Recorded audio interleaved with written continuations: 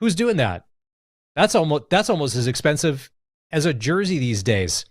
That Washington team and Logan Thompson, that's something special.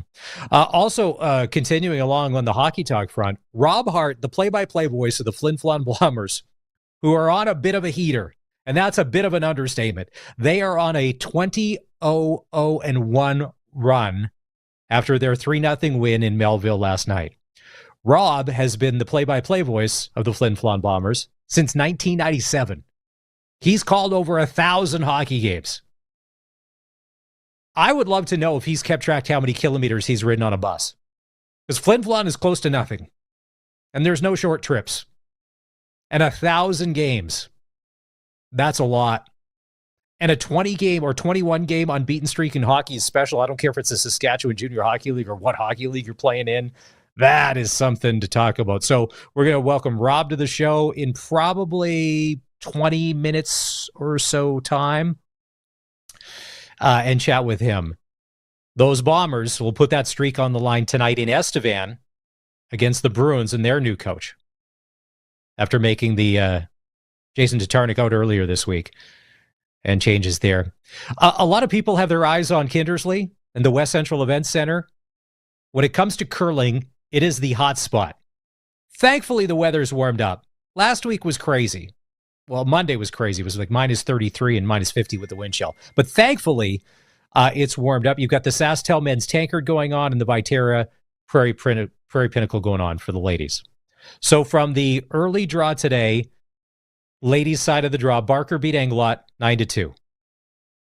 Martin beat I can't read my beat McCarrick 7-6. Holland beat Selzer 8-6. And Campbell beat Stevenson 7-4. Penny Barker, the Moose Jaw Curling Club, is leading the ladies' side of the draw with a 3-0 record. On the men's side, Laycock beat Thomas 9-5. Jacobson over Edie 8-3. Moser over Dirksen 11-4. And I thought they were going to have to go to extra ends, but they got it squared away. Kaltoff beat Kleider 5-4. Steve Laycock and his rink out of the Swift Current Curling Club are leading the men's side with a 3-0 record. There's another ladies' draw and another men's draw to come later today. We'll get further into that as the show goes on. But one of the things I wanted to get into, there's news out of Riderville today. Trayvon Tate has re-signed with the Riders for another year. He is just another one of those guys that they were able to find last year, came in, played well, and has kind of cemented his spot in Rider Nation. He's penciled in to be the starting left tackle. Now, here's the thing. Because of last year, and it's January, and if you're part of Rider Nation, we have nothing but time to dream up scenarios about our football team, right? So maybe because of what happened last year, we take a different approach this year when it comes to free agency and the draft. Colson and Curtis are part of the show today. Double C's. Once I get through this, I want to get your take on this because I want to know if I'm crazy. The worst case scenario happened to the Saskatchewan Roughriders last year. All of the offensive line pretty much got injured at some point where we were using our 12th and 13th guy. But because of the job that Jeremy O'Day, Kyle Carson, Corey Mason, Edwin Harrison were able to do, we handled it. And we came through. The O-line was never the problem last year with our football team. There were maybe other things, other than guys getting hurt, but they weren't the glaring error of the past 2 years. That all of that was corrected. And I think a lot of that has to do with coaching and scheme, but also the players that we were able to find. And because we were able to expose so many guys that could play at a CFL level and at a high level, starting level, that will be getting invites to training camp this year or maybe getting re-signed as free agents, I think that you may be able to change, if you wanted to, your strategy, how you're going to approach the draft and free agency.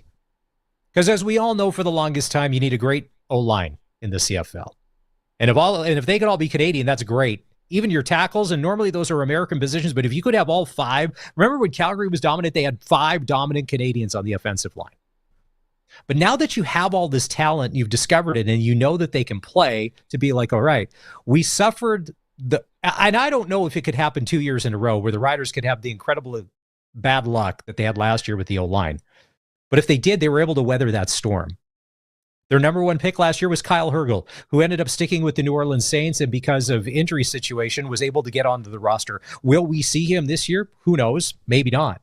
So do you take another high-end Canadian offensive lineman, but is playing an American college situation, or there's NFL interest there, and we may not see him for a bunch of years? Or do you switch it up and maybe you go D-line? Do you go secondary? Do you go high-end offensive talent? I mean, they've done it before. Look at Sam Emlis. It wasn't always an offensive lineman. But I know you got to stockpile those guys. You can't ignore them. But let's say in that first round, something comes up. Or as you go into free agency going, okay, we've discovered enough talent at a reasonable price, because if they're playing on rookie contracts in the CFL, you may have free up money. And I'm just going to say for some of the higher priced free agents that are going to be out there. And there are some good ones. And we talked about that need for the number one receiver last week with Darian. And he's always said, that's the one thing that the Riders do need. And Geno Lewis, and there's going to have a ton of offers. And is he going to be able to command $320,000 a season? To me, that's way too much. Probably going to have to pay. He's going to get in the twos somewhere. Maybe it's Rider Nation. And maybe because of what happened last year, maybe it's a blessing in disguise, because now we weathered the storm. And maybe do we change?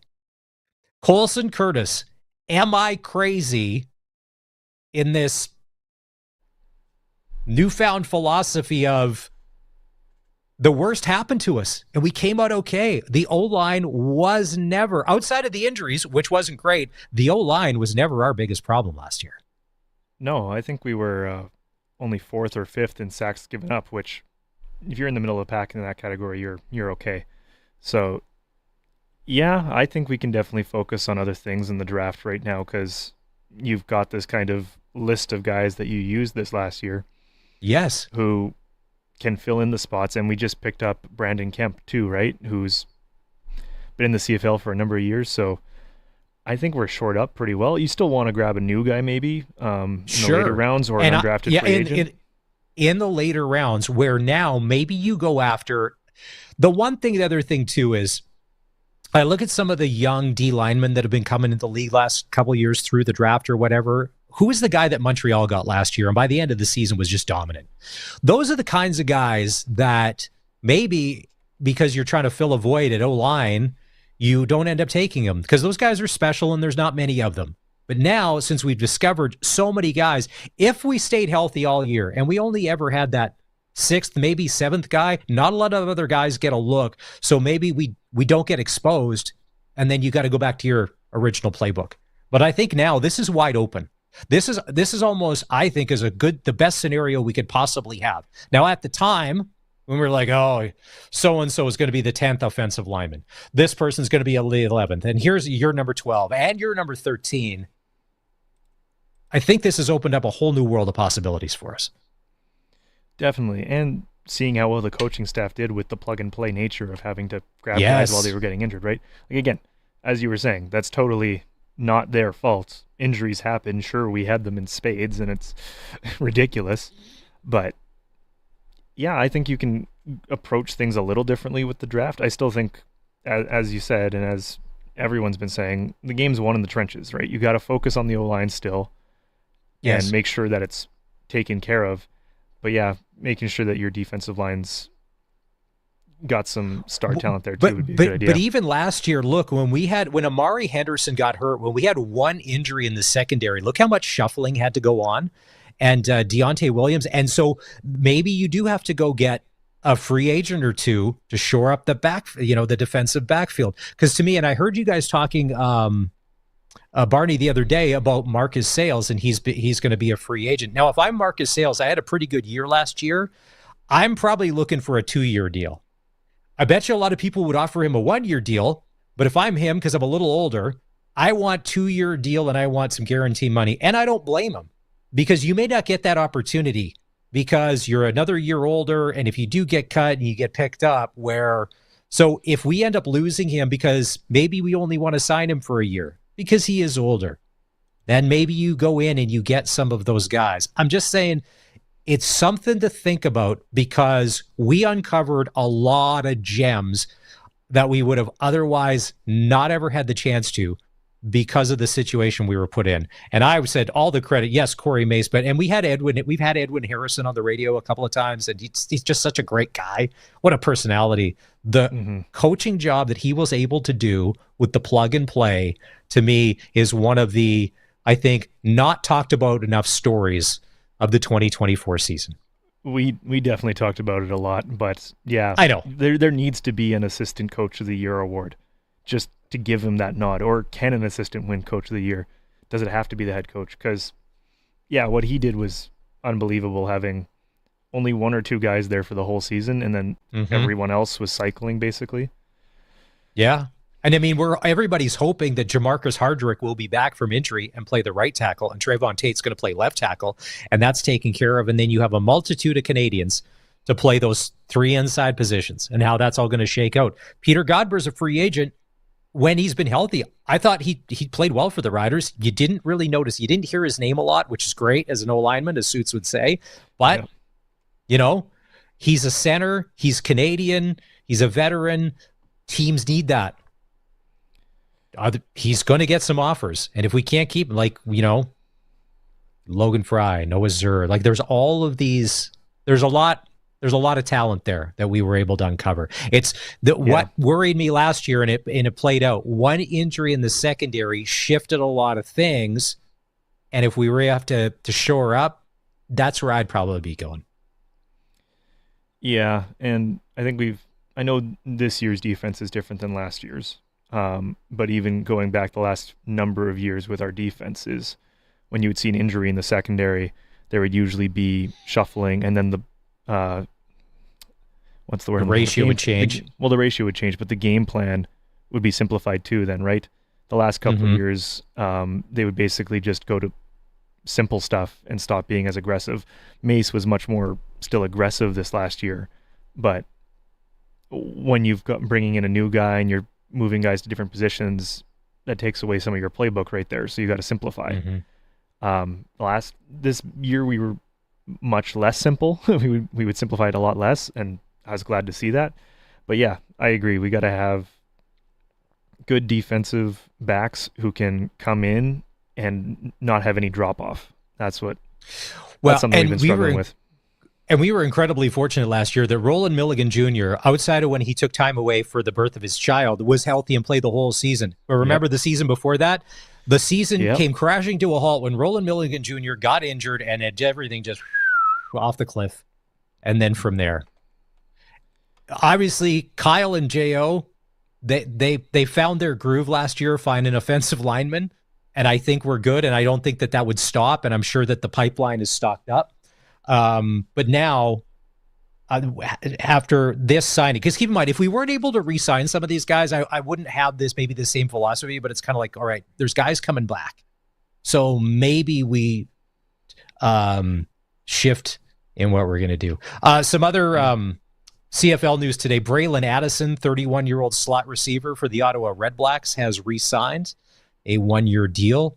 And former Saskatchewan Roughrider head coach and general manager, he's been everywhere in the CFL, has finally put pen to paper.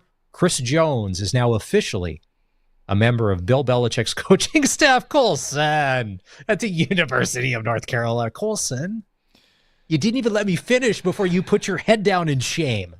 Come on. Oh, it wasn't in shame. I'm just tired of hearing Chris Jones's name when it refers to the former coach of the Rough Riders. I also don't love hearing Chris Jones of the Kansas City Chiefs, but he plays very well, so credit to him. And then I think there was also a receiver returner in the CFL named Chris Jones for a while.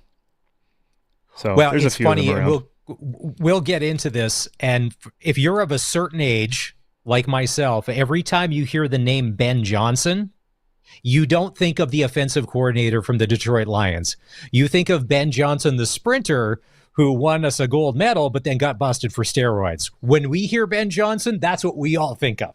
It's not this young, up-and-coming coordinator in the NFL. Ben Johnson to us, hey, listen, if you needed the juice to help you, whatever. But that's Ben Johnson. Oh, and by the way, Ben Johnson is the new head coach of the Chicago Bears.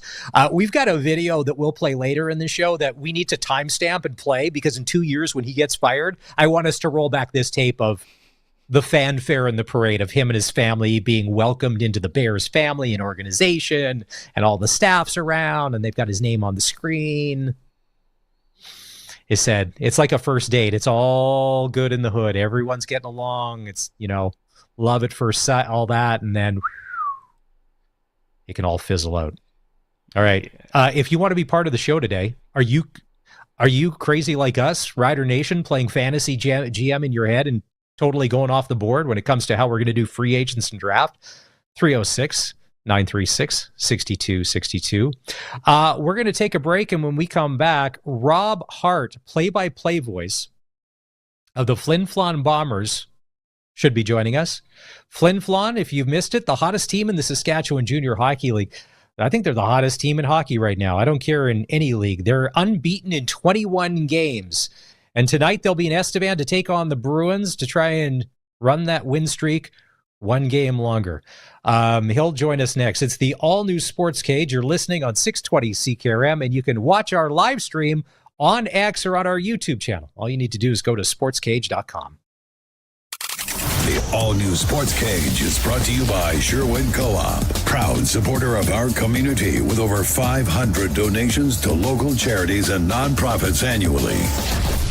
Take a trip down memory lane. Weekdays at 1 o'clock with Colin Lovequist. Number Ones at 1. A full hour of country's greatest hits and the stories behind them. We'll take a look back at musical milestones, celebrate some country music birthdays, and a whole lot more. It's all brought to you by North Home Windows in Foam Lake. Number Ones at 1 with Colin Lovequist on the voice of Saskatchewan. 620 CKRM.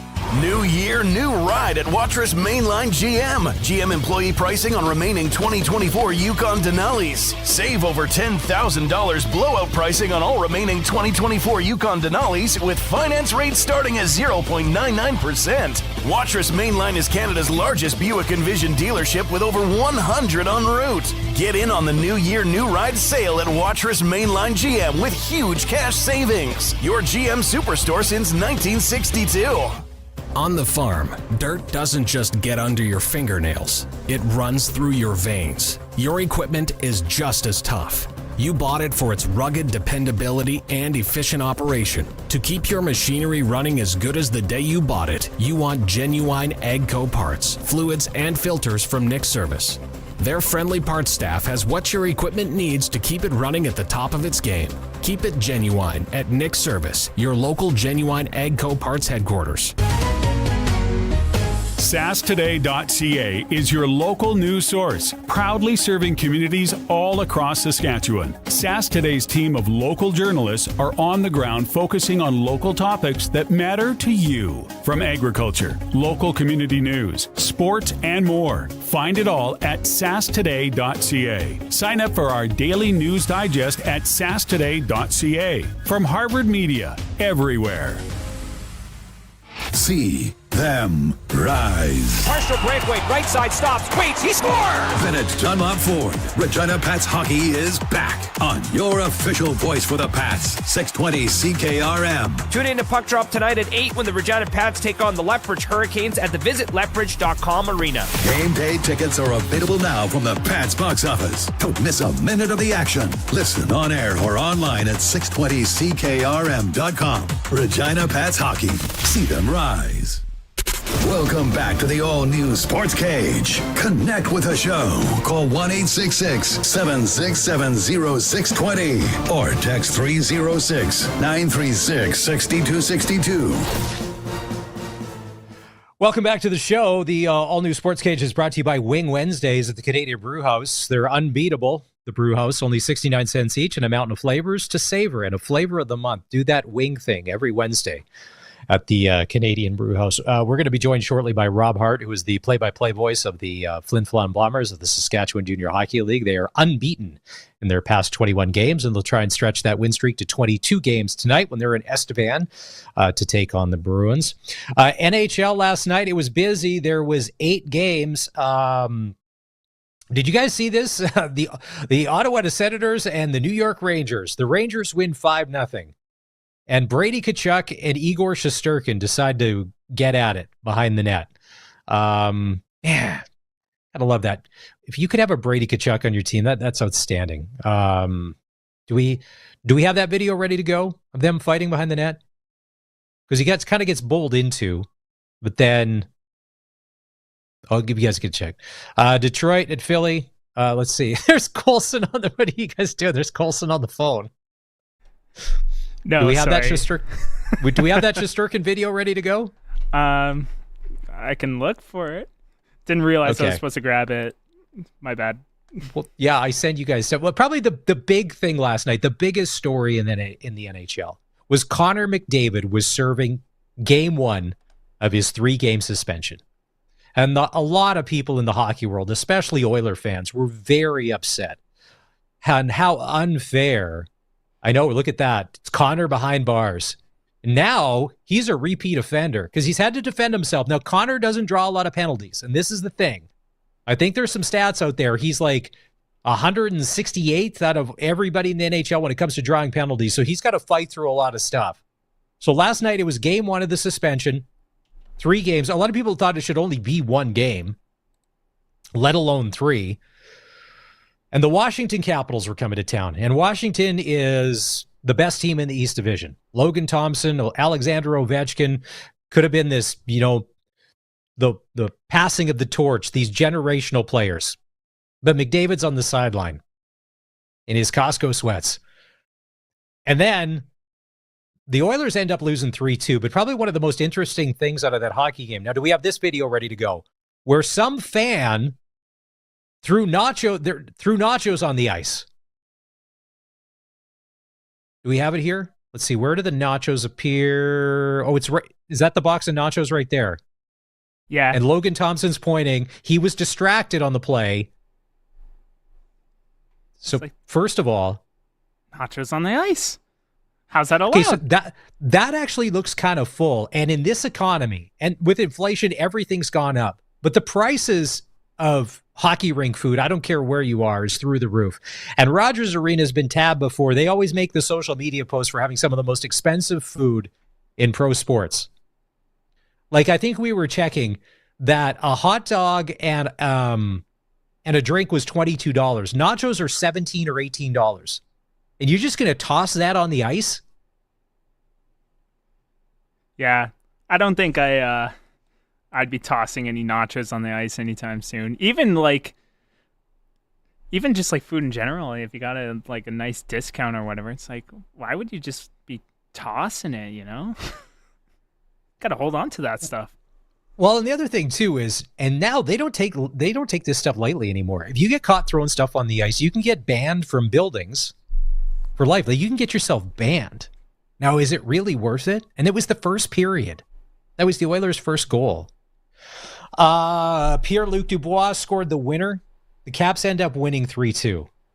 The Caps are a good hockey team. Former Saskatoon Blade head coach Mitch Love is part of that coaching staff there, whatever they're doing. To get Pierre-Luc Dubois to actually play up to his potential, maybe he just needed to go somewhere where he's not counted on to produce. So everything's a surprise. There's not a lot of limelight. Alexander Ovechkin's going to get all the attention in Washington. Maybe he can just go there and play hockey.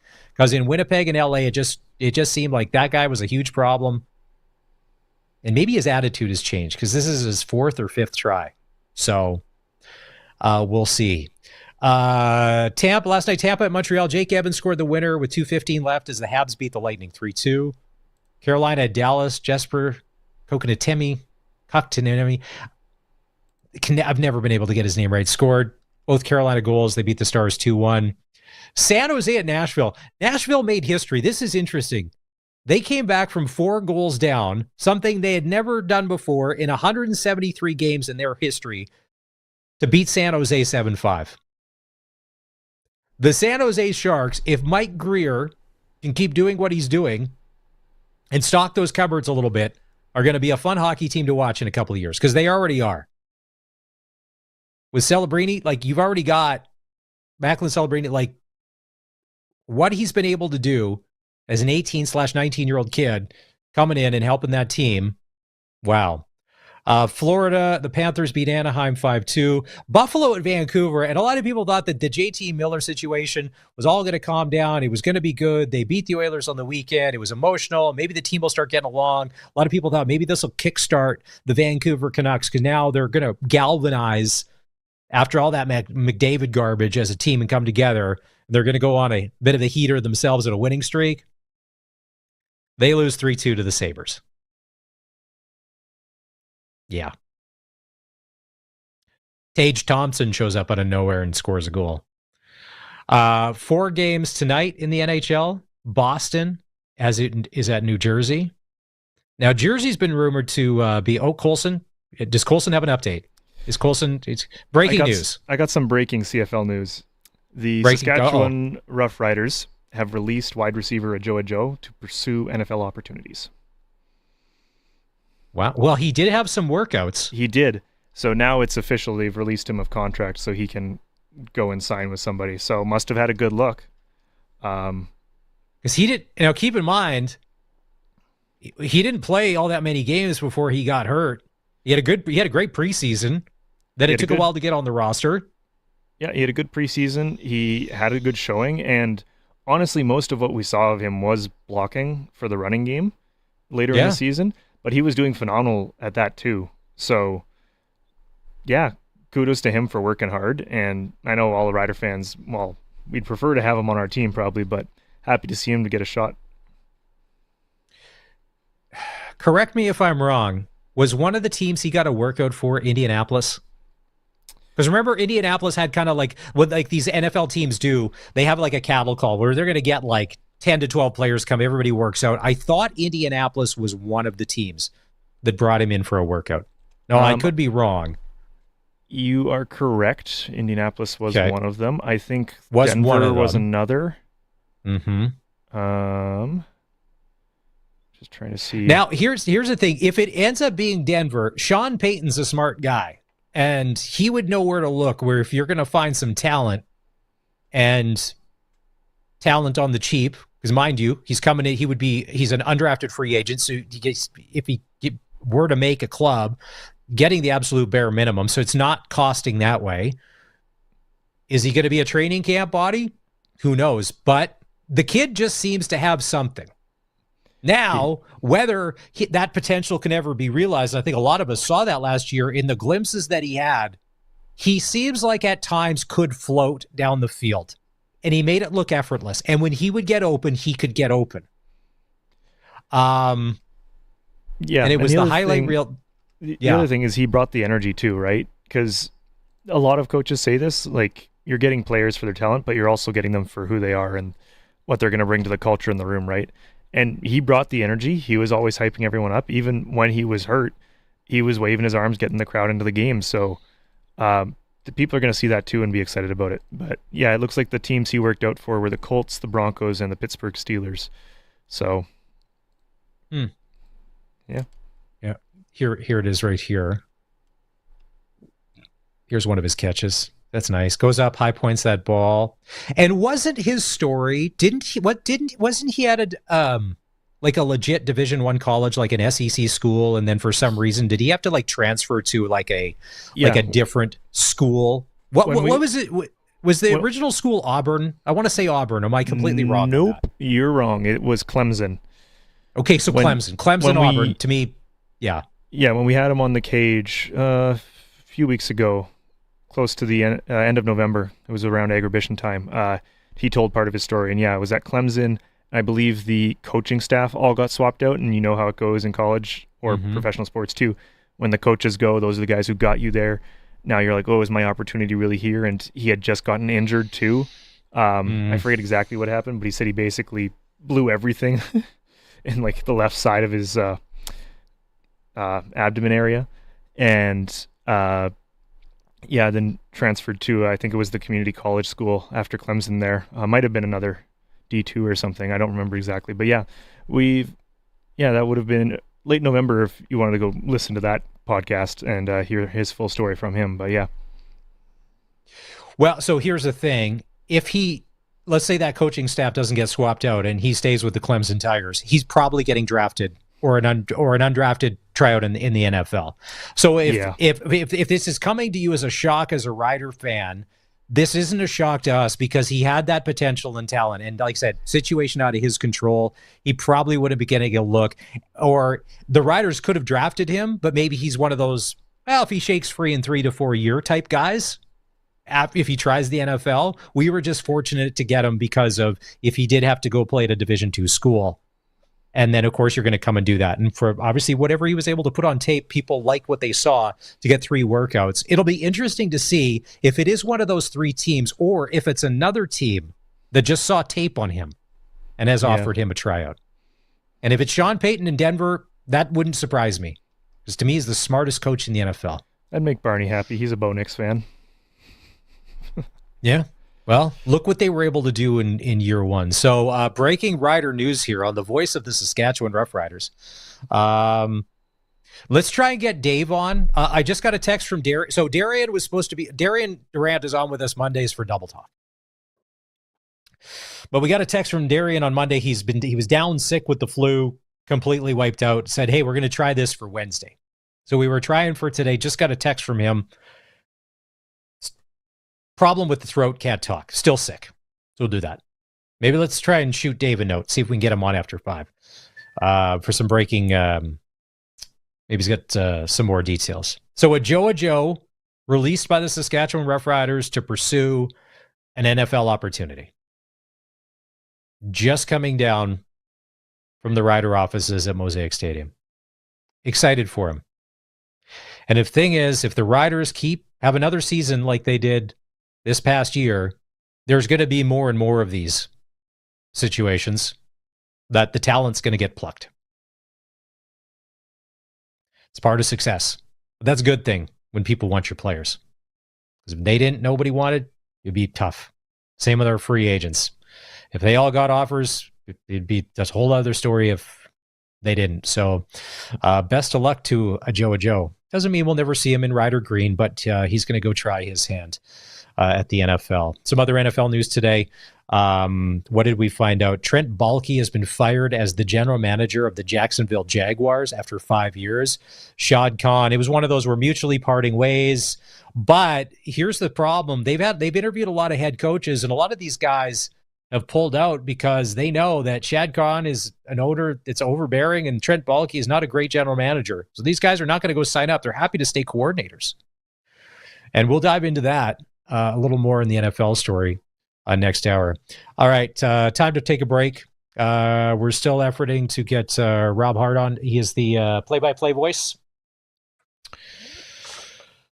of the Flin Flon Bombers, who are on a 21-game winning streak.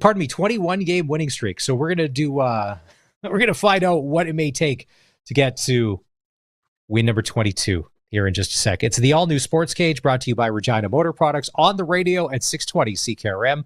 And we're streaming our show on X and on YouTube. You can find us at sportscage.com. 620 CKRM presents the greatest country music of all time show, featuring Detour Country and Conrad Big Knife live in concert. On the road again. I just can't wait to get on the road again. Saturday, January 25th at Dark Hall in Regina. Tickets on sale now for $40 plus fees and taxes. Hey, you don't know me, but you don't like me. Available at the Dark Hall Performing Arts Center on their website. The first half pays tribute to early country legends. I spent last night in the arms of a girl in Louisiana. No matter on the highway, my thoughts are still with her. In the second, hear hits from the golden era of the 90s, plus the award-winning country performer Conrad Big Knife. Living on love, buying on time. Without somebody, nothing ain't worth a dime. The greatest country music of all time show, presented by 620 CKRM. Living on love. So since that little ding on my car last week, I don't know where to take it. I don't even know. That's easy. Take it to Regina Motor Products. Who said that? I did. down here. I'm Terry the Tire. Regina Motor Products Chevrolet Collision Center and SGI accredited auto body repair is a full-service collision and body shop that works on all makes and models. Just submit your claim to SGI and set an appointment to get your appraisal done. Easy. I bet you're tired after saying all that. South at Highway 1 and 6, Albert Street. RMPChevrolet.com. Sask Lotteries has 50 years of winning behind us. And you know what that means? Lots of winning numbers. Numbers like over 1,200 organizations funded and 12,000 plus groups supported. $6 million given away annually in community grants. And the winningest number of all? $1.4 billion given back to the people of Saskatchewan through sport, culture, and recreation. And we're just getting started. Help us grow the next 50. Learn more at sasklotteries.ca. The all-new Sportscage is live streaming from our Century Studios in downtown Regina. Watch now at sportscage.com. Be part of the show by texting 306-936-6262. 620 CKRM. Welcome back to the show. It's brought to you by Regina Motor Products. The big news that broke just a few minutes ago, we were able to let you know that Ajou has been released by the Saskatchewan Roughriders to pursue an NFL opportunity. Colson, it could be, we're thinking, because he had tryouts in the NFL over the past few weeks, Indianapolis, Denver, and Pittsburgh. Could you imagine if it's Pittsburgh? Is he going to let Russ cook? Or would it be the Justin Fields show? Because that's a mess. Like, if you're Mike Tomlin, like, I don't know. That's a mess, man. Yeah, I don't know how much of a pick Ajou's going to have. I don't know if all three of them are going to be going for him or not. If he has to pick, I think he would go to which team is in the better position. But if he's only got one opportunity, I think he's going to take that. But it'd be funny because if your agent phones be like, hey, we got an offer. We got a tryout offer. And he's probably in his head going, please, please, please, Denver, please, Denver, please, Denver. Sean Payton, Bo Nix. Even Indianapolis, if Trent Richardson, is it Trent Richardson, their quarterback? If he gets it together, who is it? Trent Richardson? No. No. Something Richardson. Anthony. Something Richardson. Because they had a meeting at the end of the season where a bunch of the veteran players like DeForest Buckner told him to his face in front of the team that he needs to grow up and take the game more seriously to be a franchise quarterback, because the reason why he signed here in his latter years is because he wants to win, but that he would have to step up and become a man and start taking football seriously. Anthony Richardson, that's their rookie. Anthony Richardson. Because one of the big stories with Anthony Richardson, why Joe Flacco played, is because he took himself out of the game. And what was it, in the third quarter of a game early in the season? Because he was tired. Yeah, he was tired. Yeah, which I'm not a professional athlete, so I am not going to say, come on, man. But all the other guys who are 10 years, 15 years your senior, who've been doing this for the last 10 years, some of whom are 300 pounds, they're not taking themselves out of the game. So I don't know, man. So Anthony Richardson, that's the guy. Now, Colson and Curtis, you guys seem like the type, you're that age where that would be a good excuse. And me being older and insensitive, I wouldn't be able to say anything because I would hurt your feelings. And then I would get written up by HR. All right? And then we'd all have to sit in a room together, and there'd be some like weird apology, which would be kind of half truthful. And we'd all be like, are we all on the same page before we leave? And if you're an HR person, you chose your profession. I don't know why you get into that. That's just professional babysitting, and you're mediating fighting without being able to say, can we just take this outside and settle this like it was the 70s? So it sounds like DeForest Buckner handled it old school, telling Richardson, get his you-know-what together, because he needs to take the game more seriously. Kid was a top 5 pick. Like, that's terrible. Like, whew, man. Wow. News out of the NFL today. Liam Cohen, the Bucs offensive coordinator, has withdrawn his name from the Jacksonville head coaching search because what a lot of people had said, Shad Khan and Trent Baalke, that's not a good place to go.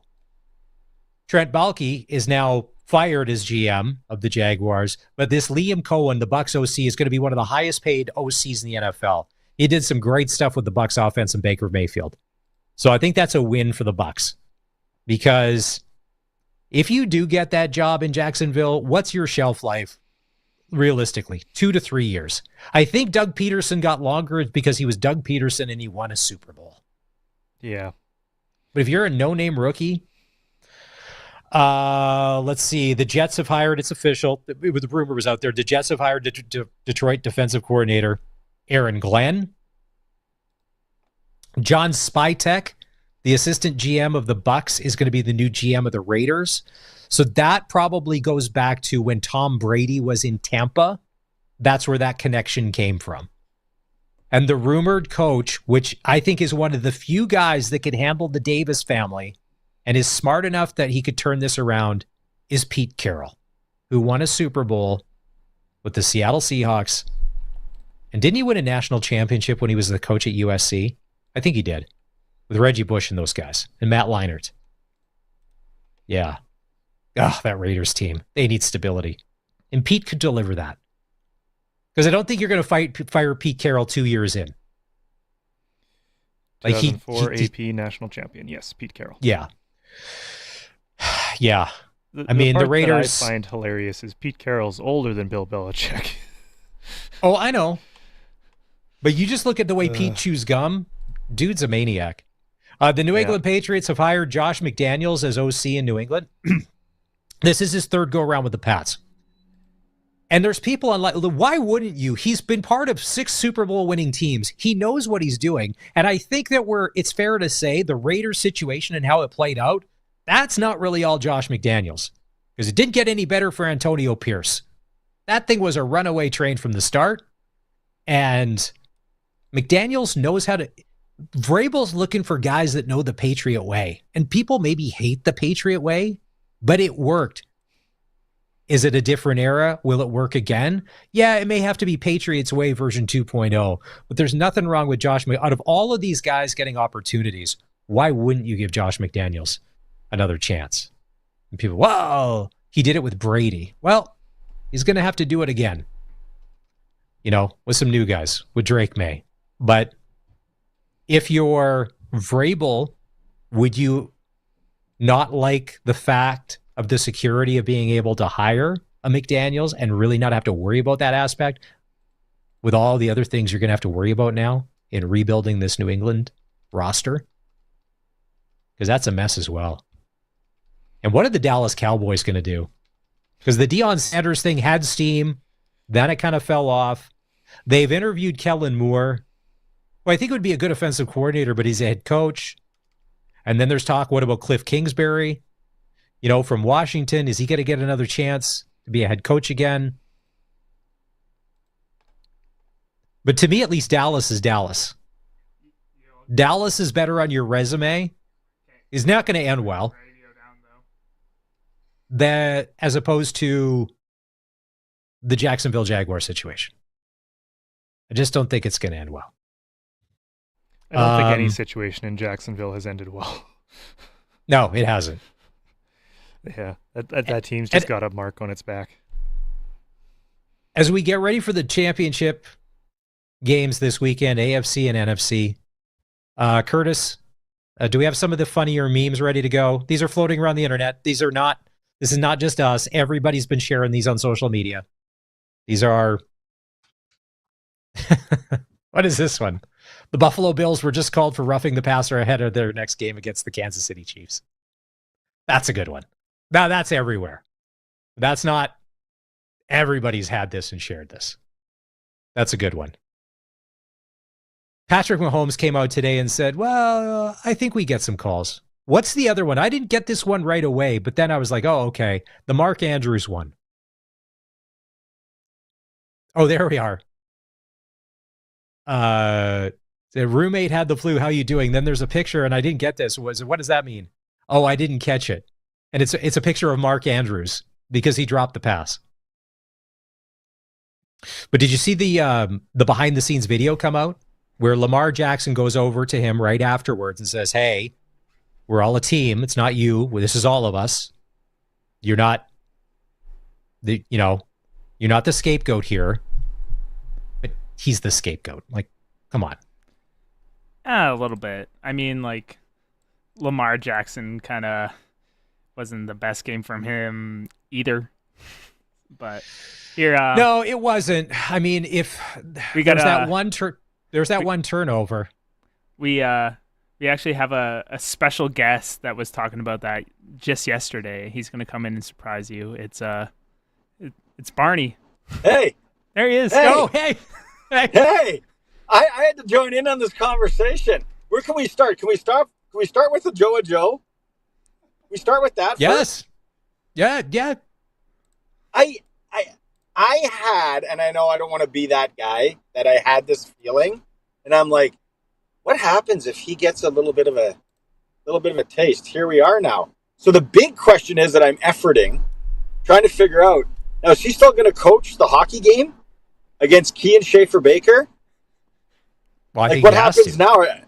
I think they're searching for a coach, man. Like I think Todd McClellan is in Detroit now. I'm trying to think of some Sassy guys that are unemployed right now that can coach. I think Ajou will be working out or whatever it takes. Good for him though, like you said. Yeah. What did you think it's Pittsburgh? I hope it's Denver. Pittsburgh to me, with Justin Fields and Russell Wilson, I don't know. To me, if it's Denver and Bo Nix and Sean Payton, the smartest coach in the NFL, that's a dream scenario if you're a free agent receiver. Yeah. Mike Tomlin's no dummy either. But no.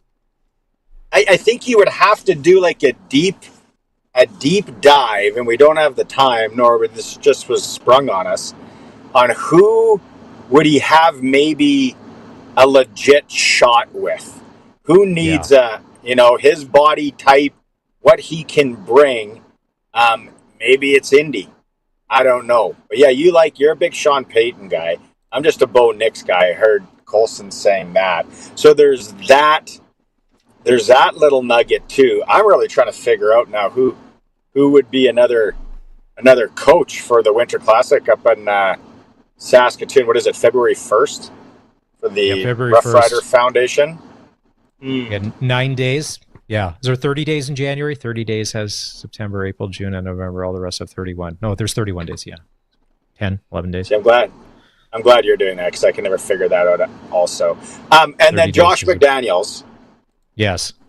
As a Patriot fan, like, is this not the guy or girl in the workplace that just kind of kept coming back to the job? It's like, oh, you're back working here again? Yeah, exactly. Guy gets fired, and then he's back a few days later to be like, all right. So then he gets fired, and he's back a few days later. You're like, oh, well, you know what? I mean, maybe they never took his key card away. You know, maybe he just his parking spot. No one took his parking spot. Can I still have the same email? Can you just is it seamless? Yep. Same email, all those emails in there again. That as a Patriot fan caught me off guard, but we'll take it. Now let's not go and say, look what he did in the past with the Patriots. It's a different setup there. But with Vrabel, but with Vrabel probably needs some guys that know how Vrabel operates, because everything about Mike Vrabel, and he's hilarious if you watch an interview, but Vrabel, as everybody said, he's not afraid to get into your face to the point of it's that close of, and I think McDaniels would know that about him because they've been together for 2 decades. Yes, so they're playing with, to use an old hockey card term, 5-cent commons all around the board. They have a ton of money to spend. Now, does Vrabel, when he took this gig, did he go to Kraft and say, listen, we need to spend some money. We need some players, especially on offense here. Mm-hmm. And I think I can get Josh McDaniels, but we got to spend some money. Because Josh McDaniels not going to want to come with a bunch of glorified flag football players. He's going to want them to spice it up, add some guys. Remember when he was in Denver? Like, he had Tim Tebow there for a bit. And he actually, did some interesting things. He could just never cut it as a head coach. One of those guys, I think like Chuck Pagano in Kansas City. It seems like, yeah, No, sorry. I'm the guy, the defensive coordinator in Kansas City. Spagnuolo. Spagnuolo. How isn't he not a head coach? It's just because it's not the right fit for some guys, is what I would gather. But McDaniels, it caught me off guard. What are they going to spend now to make it better? And then what's happening in Jacksonville? Trent Baalke did get fired today because a lot of the coaches, because Shad Khan came out and said, listen, in their head coach search, if this candidate was strong enough and didn't want the GM, they would fire him. And today they mutually decided to part ways. Once again, this whole, did you get fired, but they're letting you say whatever you want and then email to the staff, or you got turfed, but the boss is being nice and saying, you know what, whatever, say however you want. Just give us your key card. You are out of here. Yeah. So. Shad Khan, Shaka's boy, brother. Yeah, no, that's a crazy one. So what, you got Eric Francis coming up? And I heard Darian's still on the shelf? Still on the injured list. Oh. You know who will come on at 5 o'clock? Who? And if you want to talk Riders and Ajou and what's going on, Robbie Vanstone. Oh, Rob Vanstone.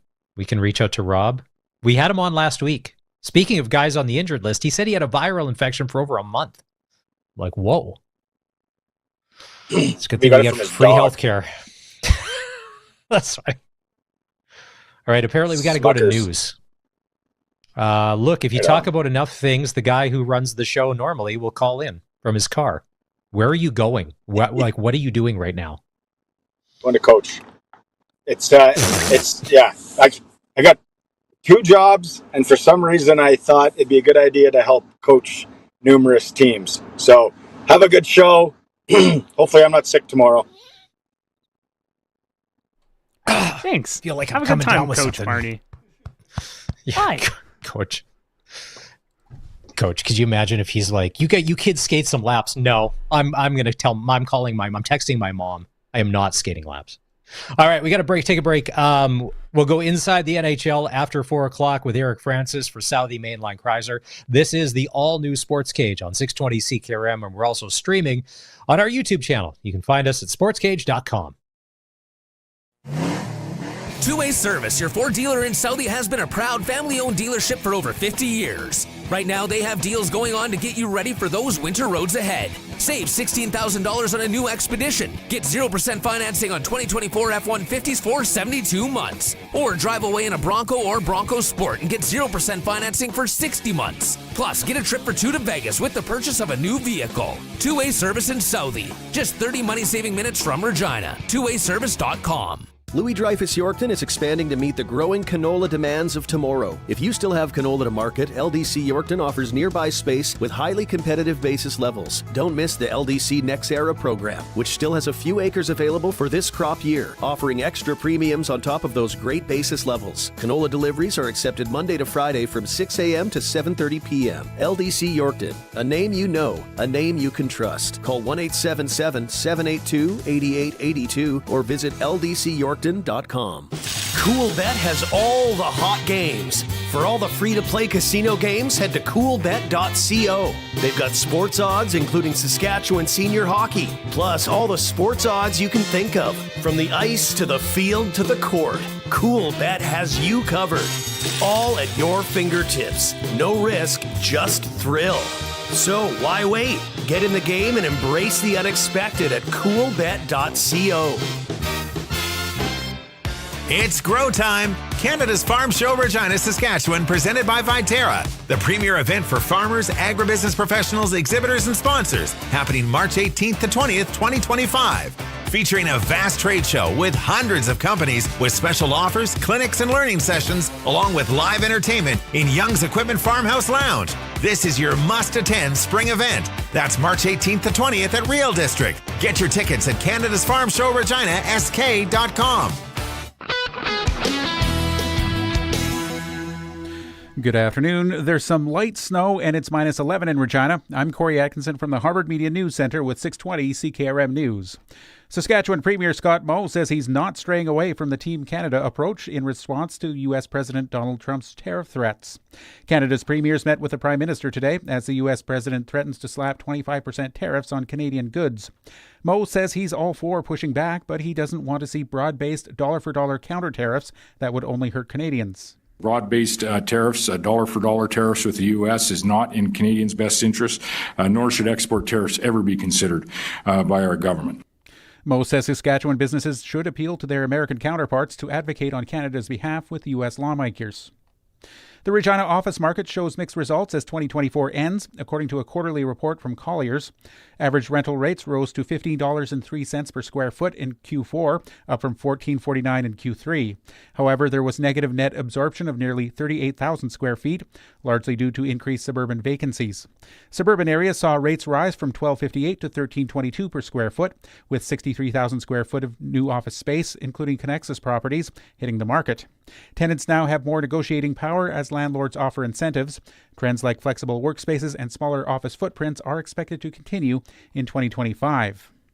Small businesses play a crucial role in Regina's economy, as highlighted in the State of Small Business report released by the Economic Development Regina organization. The report shows 98% of businesses in the Greater Regina area are small, employing fewer than 100 people and contributing $4.4 billion to the city's GDP. Since 2019, the area has welcomed 368 new small businesses, generating $567 million in tax revenue annually. EDR President Chris Lane says the report emphasizes the need to support small businesses to ensure Regina's continued growth and success. Rain is heading towards Southern California after weeks of wildfire activity, but officials warn the weather change comes with its own set of worries.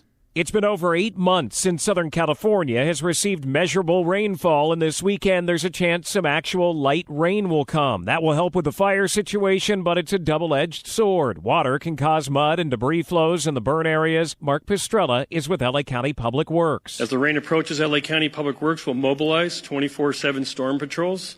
All flood control dams and channels have been prepared. To get ready, sandbags are being placed in areas to prevent flooding and mudslides. Alex Stone, ABC News, Los Angeles.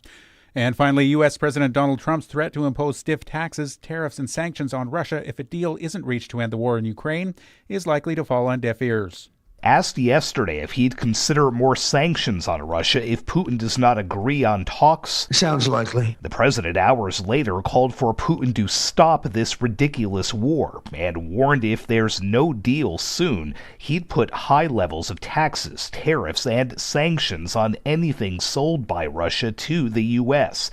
That may not matter much to Moscow. Virtually all Russian products are already banned from coming into America, and Putin's nation is one of the world's most heavily sanctioned. Sagar Magani, Washington. That's your 620 CKRM News. Read more stories from around your community and around the province at sasktoday.ca and 620ckrm.com. Your weather is next. Are you afraid of losing your car or home due to debt? Don't let fear or shame hold you back from seeking help. Bankruptcy is not the only option. A consumer proposal can reduce your monthly payments, lower your overall debt, and allow you to keep your assets. My name is Jasmine Brown. I'm a licensed insolvency trustee at BDO here in Regina, and I'm here to help you tackle your debt. Take the first step towards regaining control of your finances. Call 1-833-BDO-TALK or visit BDOdebt.ca to learn more. Looking for a way to relax after a long day? Come on.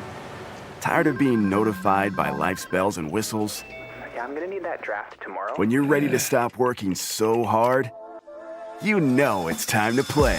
Yes. It's easy to find your next favorite game at Bodog.net. Play free casino games, check out our beginner's guides, and get poker tips. Visit Bodog.net today. #Make a play.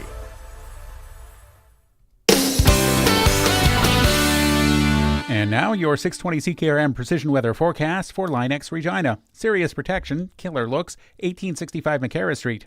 Today, considerable cloudiness with some flurries, and the temperature will eventually fall to minus 13. Tonight, cloudy and a low of minus 16. Tomorrow, partly sunny and a high of 8. And on Friday, snow showers and some brisk winds with a high of minus 4. At this hour in Moose Jaw, it's mostly cloudy. Winds are from the northwest at 13 and it's minus 11. Regina has some light snow. Winds from the northwest at 24 and it's minus 11 here as well. For more local news that matters to you, subscribe to the daily newsletter at sasktoday.ca. When you want the best for your truck, you want Line-X. Your truck has withstood the harshest elements Saskatchewan has thrown at it. Rocks, gravel, rain, sleet, and snow, and left with no chips, no rust. Line-X protective coating keeps your truck's bed liners, rocker panels, and bumpers looking like brand new. Don't settle for Brand X. Go with Line-X. It's serious protection. Come see why everybody loves taking their truck to Line-X Regina for their rocker panels, bumpers, and more. Line-X. Make your truck complete. 1865 McCarra Street. Nobody knows the equipment market like Ritchie Brothers. If you're selling heavy equipment and trucks, Ritchie Brothers will get you the most buyers, industry expertise, and the widest selection of custom selling solutions. Sell equipment your way, from your yard or a Ritchie Brothers facility. Ritchie Brothers will drive demand for your assets like no one else can. Contact your local territory manager today to get started. Visit rbauction.com to learn more about selling with Ritchie Brothers. Broadcasting from Century Studios in downtown Regina, Harvard Media presents the all-new Sportscage, where Saskatchewan comes to talk local sports. Brought to you by Regina Motor Products, proudly serving Saskatchewan for over 70 years. Visit rmpchevrolet.com today. Be a part of the show. Call 1-866-767-0620 or text 306-936-6262. The all-new Sportscage. Streaming at sportscage.com and on the radio at 620 CKRM. Well, hour one was sure interesting. We had some breaking news, which we'll get you caught up on. And who knows what's going to happen in hour number 2 and 3 of the all-new Sports Cage. It's Maz here, filling in for Barney. He'll be back in tomorrow. The Sports Cage is brought to you by Canadian Brewhouse, where it's Wing Wednesdays. They're unbeatable. Canadian Brewhouse, only 69 cents each, and a mountain of flavors to savor.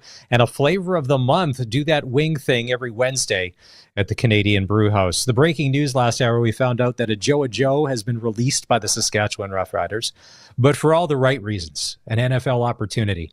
He had workouts with Pittsburgh, Denver, and Indianapolis that we knew of, and it looks like the word coming down is he is signing or signed a deal, a free agent tryout deal with the Indianapolis Colts of the NFL. So Ajou, the Saskatchewan Roughriders, for now, on to try bigger and better things. Okay, it's Wednesday. As we always do on Mondays and Wednesdays at this time, we go inside the NHL with Eric Francis from Sportsnet. Time now for Inside the NHL with Eric Francis on the all-new Sports Cage. Inside the NHL is brought to you by Southie Mainline, the Mainline Automotive Group's newest king of trucks. Southie Mainline, just 30 minutes north of Regina. Worth the drive every time. Guaranteed. All right, as we start this segment, I think we're going to go, it's going to be heavy Brady Tkachuk. This is going to be a Brady Tkachuk appreciation segment here on the all-new Sports Cage.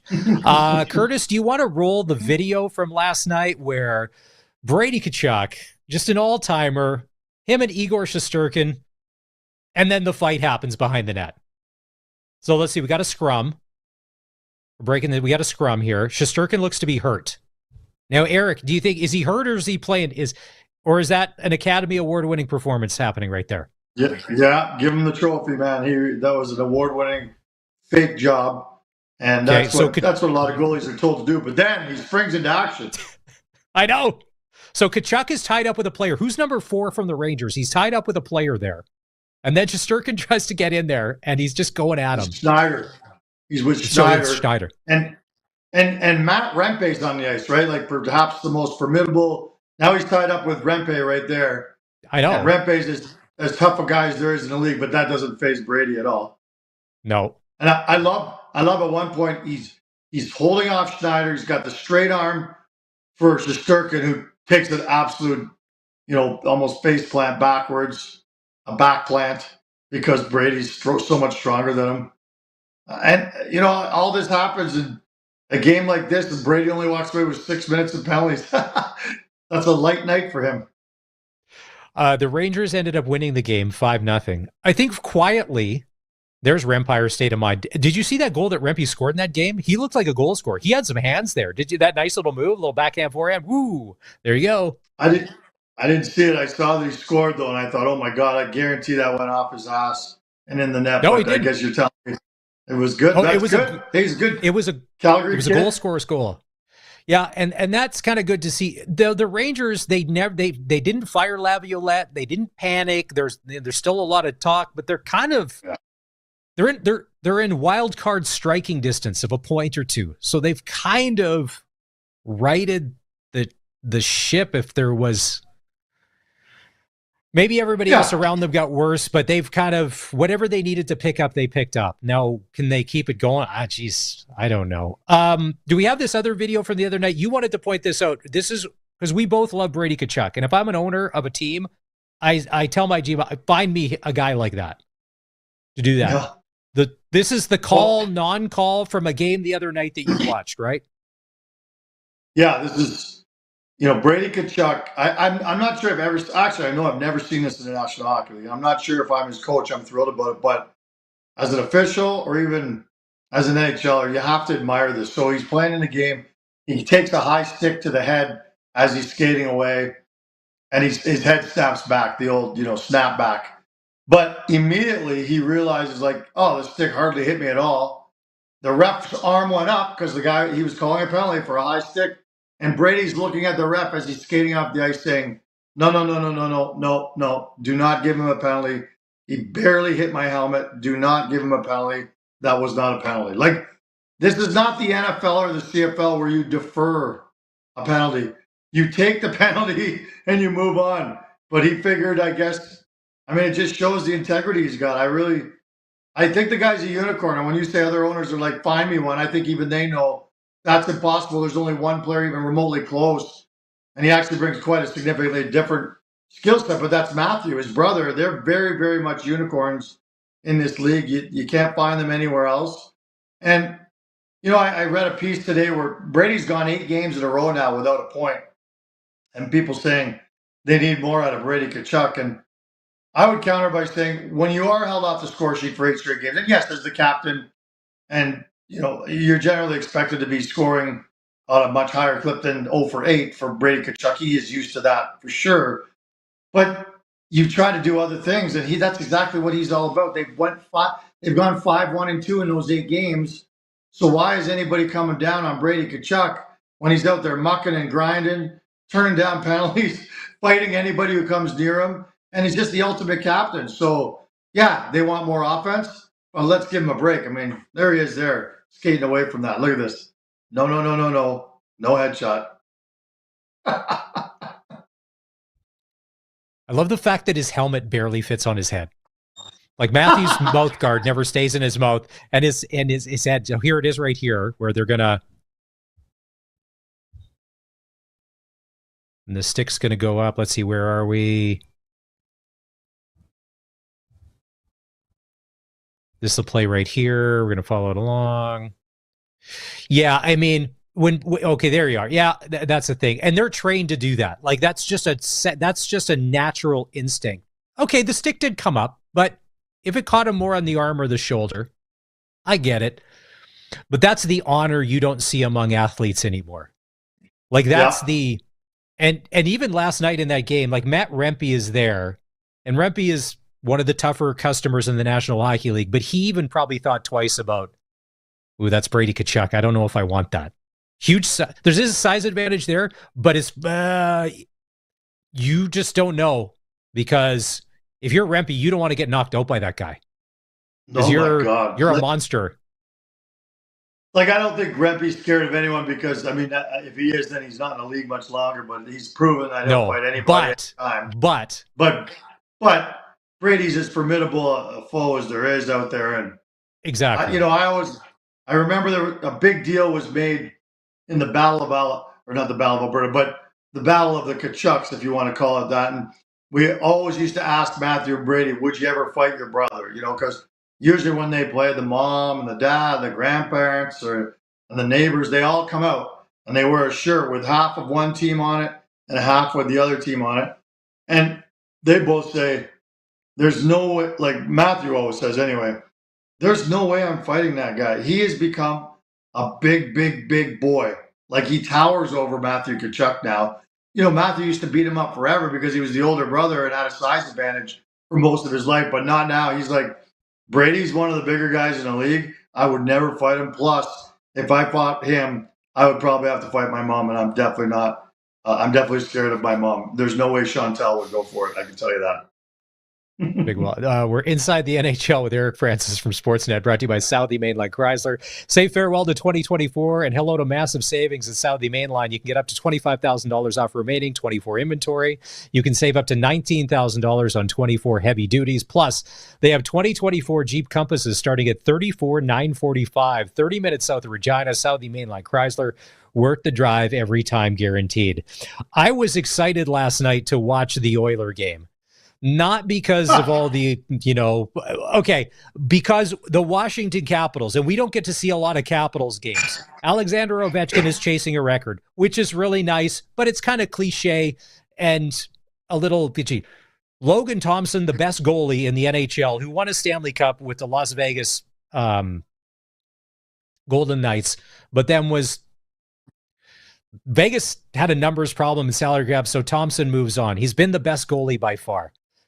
For whatever reason, Team Canada and the brain trust that is picking that Four Nations Cup team, we'll get to that in a sec or whatever, but to see what makes Washington so good. And although they got down early, and by the way, it was Connor McDavid's first game of his 3-game suspension, and there's been enough Oiler fans whining online. Just, do you think Connor actually cares about missing 3 games in January? No, I don't. It's a nice break for him.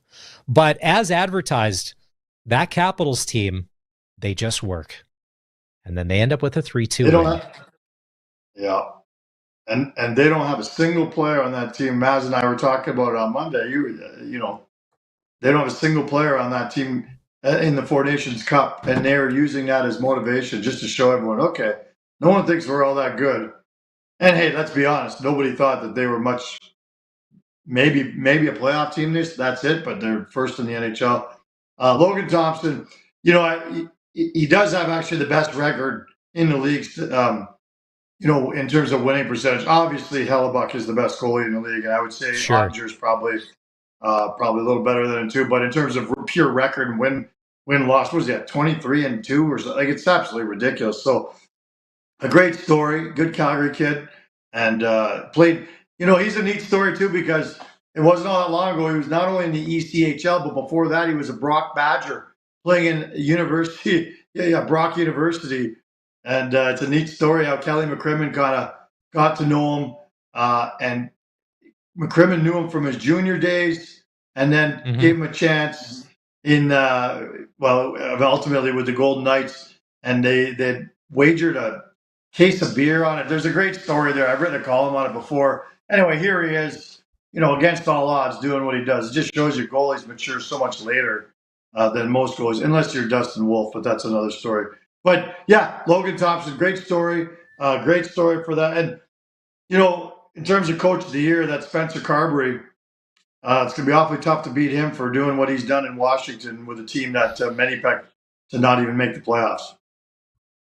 Now, the Spencer Carberry, so I'm like, I was going to Google him, but around that time, they kind of did the thing. And speaking of guys that have come up through the ways, it's funny, you mentioned the East Coast Hockey League, and I saw, is it Jordan Schmaltz and Rob Gucci?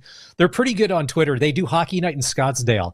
And when they always talk about the ECHL, easy come, hard to leave. That's the name of the league, because sometimes that's like that for a lot of guys. That's the end of the road of your hockey career. When you end up in the ECHL, you don't hear many stories of guys battling their way out. But then the Logan Thompson story comes up. You got the Jordan Binningtons.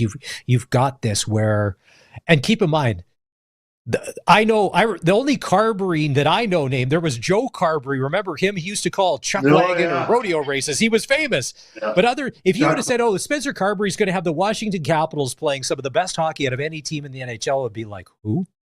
This is why I love when general managers or owners will bring fresh blood and give them a chance as opposed to going through the recycled mill. And it's funny.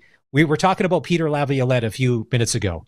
Now, there is a guy on the ultimate recycle retread list of coaches. Yeah. If he does get fired by the Rangers, he may be out for a year or so, but another team will pick him up, and it's just one of those for the new guys. And I'm excited. And Mitch Love is part of that coaching staff. Mitch Love was part of the Saskatoon Blades head coach for a couple of years. Love to see what Lover's doing. One of the craziest.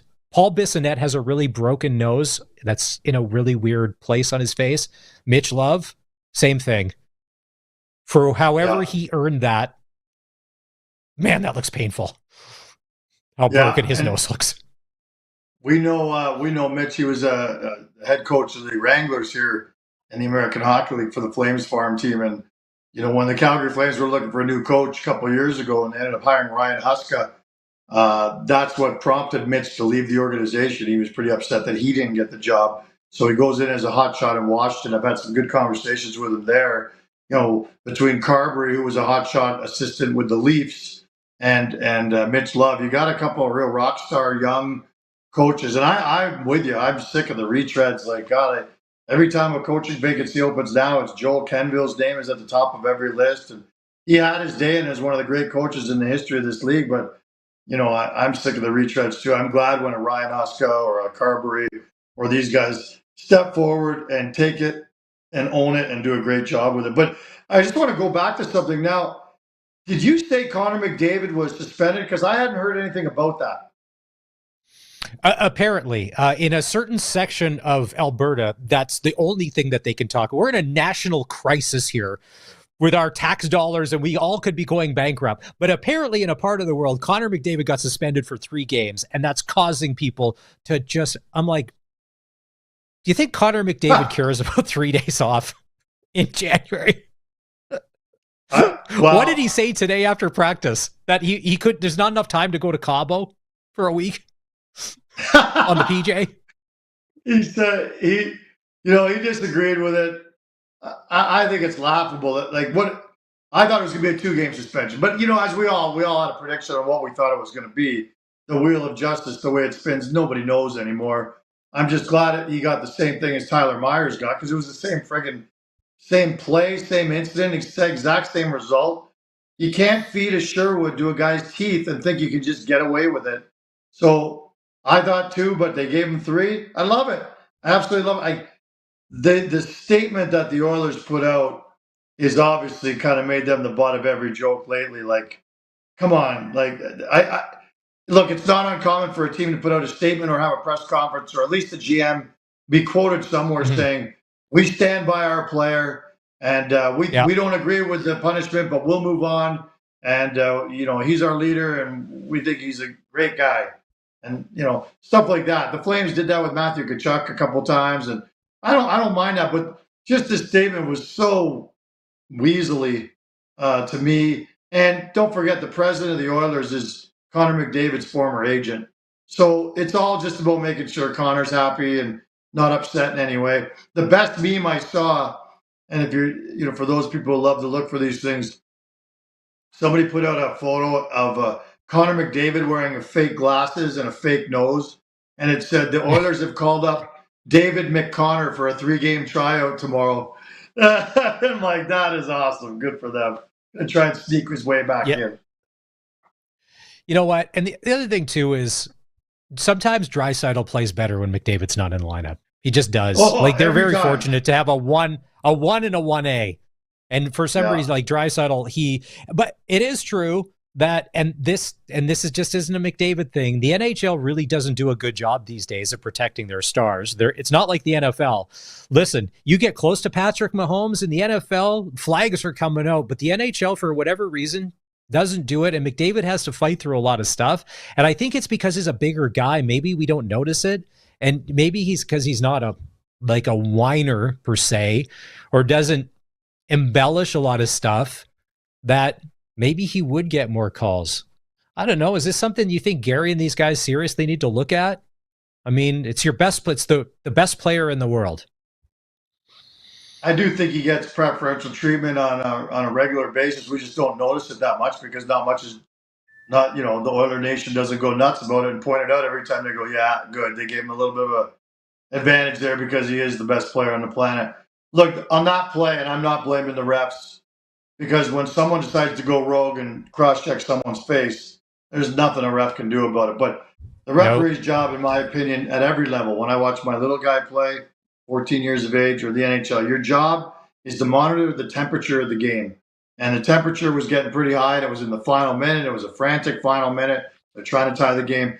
And what Connor McDavid was being subjected to by Connor Garland was a little ridiculous. Like, it was a little WWE. Like, there could have been 2 or 3 penalties called, which would have kind of nipped all this in the bud. So I guess in a way I'm blaming the refs for not stopping this before it escalated, giving Connor Garland a 2-minute penalty for mauling, and then probably Tyler Myers doesn't cross-check Evan Bouchard at the same place. So I just think that, that said, McDavid overreacted. And he did own that today. He said, I can't do that in that situation. And that's where this whole thing should really end. There didn't need to be a statement. There doesn't need to be investigation. There didn't need to be 5 million tweets from every Oiler fan. And media members got involved in it too. Like, the whole thing really looks quite embarrassing to the Oiler Nation. Well, it's good to know who's in lockstep. Yeah, trust me, everybody's colors came out. You were either wearing blue, orange, and white, or you weren't. Like, you're either on one side of the fence, or there was no other side of the fence to be on, and everybody did that. I thought this was neat last night in Nashville. For the first time in history, in 173 games, the Predators came back down from 4 goals to win a game. They ended up beating San Jose 7-5.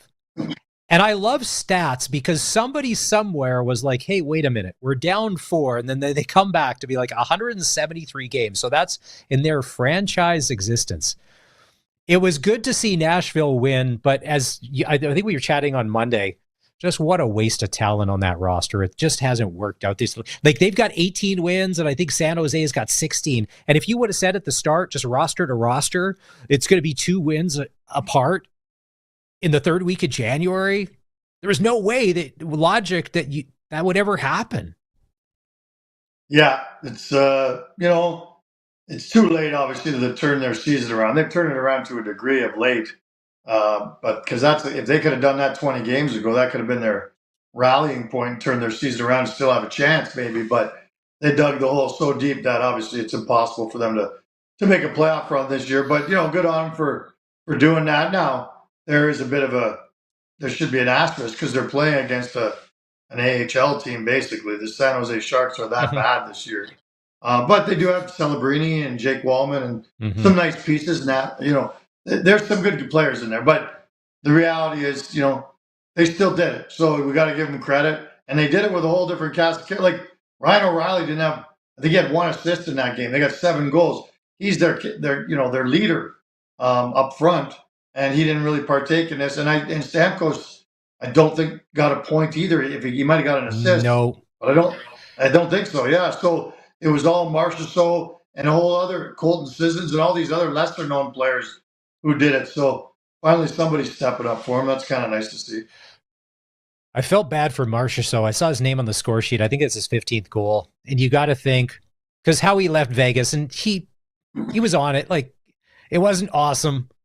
But I'm sure he notices that Vegas is doing just fine without him. Now, whether that's going to continue into the playoffs, but that's also like, yeah, we knew what we were doing. We knew we could let you go, and we'll be just fine. There's 4 games in the NHL tonight.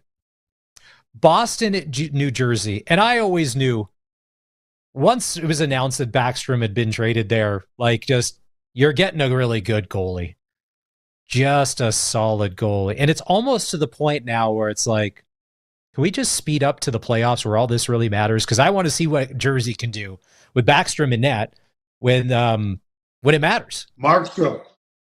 Backstrom. Sorry. Yeah. Backstrom. Yeah. Markstrom. Sorry. Yeah. No, he's turned that franchise around. Look, I think it was pretty obvious that last year they had an abysmal season, but they had enough talent to still have made the playoffs had they had a goalie. Everybody knew in the league that they were a goalie away from turning this thing around. But you had a new coach, who's got some success in the regular season anyway, and put that together with one of the top 5 goalies in the league. I'll say I don't think that's a stretch to say Jacob Markstrom is that good, and you put that together with the Hughes brothers and Heischer and Bratt and that Dougie Hamilton. I just think that team is loaded from top to bottom. They're one of the deepest teams in the league to me. So not surprised they're doing well. I'm with you. I can't wait to see what they do in the playoffs. The regular season doesn't mean anything, well, to many people, but for them it was like, okay, they're clearly going to get back in after a horrible year. Let's see what they can do in the playoffs because their number of weapons is large. Speaking of the regular season and the regular season champions, well, if you can't win in the playoffs, you got to win somewhere. The Toronto Maple Leafs tonight hosting the Columbus Blue Jackets. Now, normally about this time of year, it's very evident because of just the way the media covers the team. We all know about the Leafs' needs, what they have and what they don't have. Are they really missing anything this year? They've kind of, or have I just not been paying attention? Have I blocked it all out? Like, is there something glaring on that Leafs roster? Well, I still think their goaltending's unproven. I know it's unproven, and they've been a bright spot for this year. Whether it's Joseph Woll or Stolarz, who's hurt right now. I mean, they've been great, and they've punched above their weight. Both those guys, for guys who've never been bona fide number ones in the NHL. So let's just wait and see for the playoffs, which is what you say about the Leafs every single year. I know. But the goaltending's unproven, and I still think the blue line is not as deep as it needs to be. That's been their bugaboo in Toronto for 15 years. They haven't had a great blue line. They've stepped it up significantly with a guy like Chris Tanev. They bolstered that whole blue line for sure. But I want to see it when the real bullets start to fly in the playoffs, because the combination of that goaltending and that defense being unproven could be their undoing, which it has been for so many years in the playoffs for the Leafs. But I don't want to be down on the Leafs. I mean, that's not the way it works in the world. Everyone's supposed to be totally on side all year long and say this is the year. I'm not ready yet. Winnipeg at Colorado tonight. This should be a good game. Does Mikko Rantanen deserve more money than Nathan MacKinnon? Yeah, I do. Okay. I think he does, because McKinnon signed 2 years ago? That's old news. The cap's gone up, and it's going to keep going up. And I think it would be so great when, not if, when Rantanen gets more money than the captain. And it's not fair, because McKinnon is, if he's not the second best player in the world, I'm not sure who is. And for many years was grossly underpaid, still doing well, okay, but until this latest contract, he finally got the correction he deserved. But here he is going to be again. Rantanen is 100%. I will put him on the top of every single list for being the most underrated player in the National Hockey League. He gets his due as a star, but this guy's a superstar. 40-plus goals every year, 300-plus shots. He's an absolute beast. And when McKinnon's not there, he still produces. So he deserves it to me. Watch that contract very closely. I'll tell you what, if they can't get him signed, first of all, there's talk that they might trade him if they can't sign him. There's no way you trade him while they're in this window right now. And then they take their chances in the summer.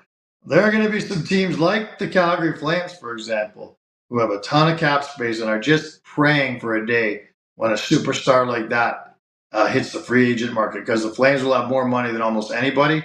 And then I can guarantee you he'd be paid a whole lot more than Nathan MacKinnon moving forward.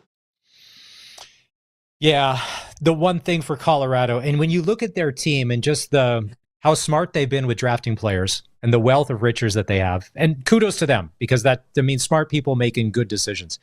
But yeah, you'd say, right, you can't let him get away. Potentially get nothing. You can't. I mean, and speaking of the Flames, I mean, they were that personified for getting nothing and letting guys, you can't do that anymore. It'll set your franchise back.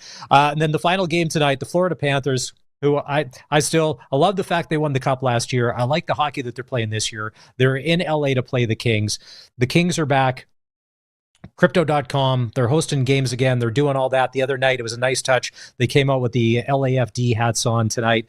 LA is just kind of quietly just doing their thing. But like you had said, it's boring hockey, clogging up the middle and all of that. The January lulls, it's funny. That's where the Winnipeg, Colorado game, I'm like, well, maybe that one will be a barn burner because I don't necessarily know that the Florida LA game, Florida on a back-to-back, will be the entertainment factor that we deserve. And probably the one thing, go ahead.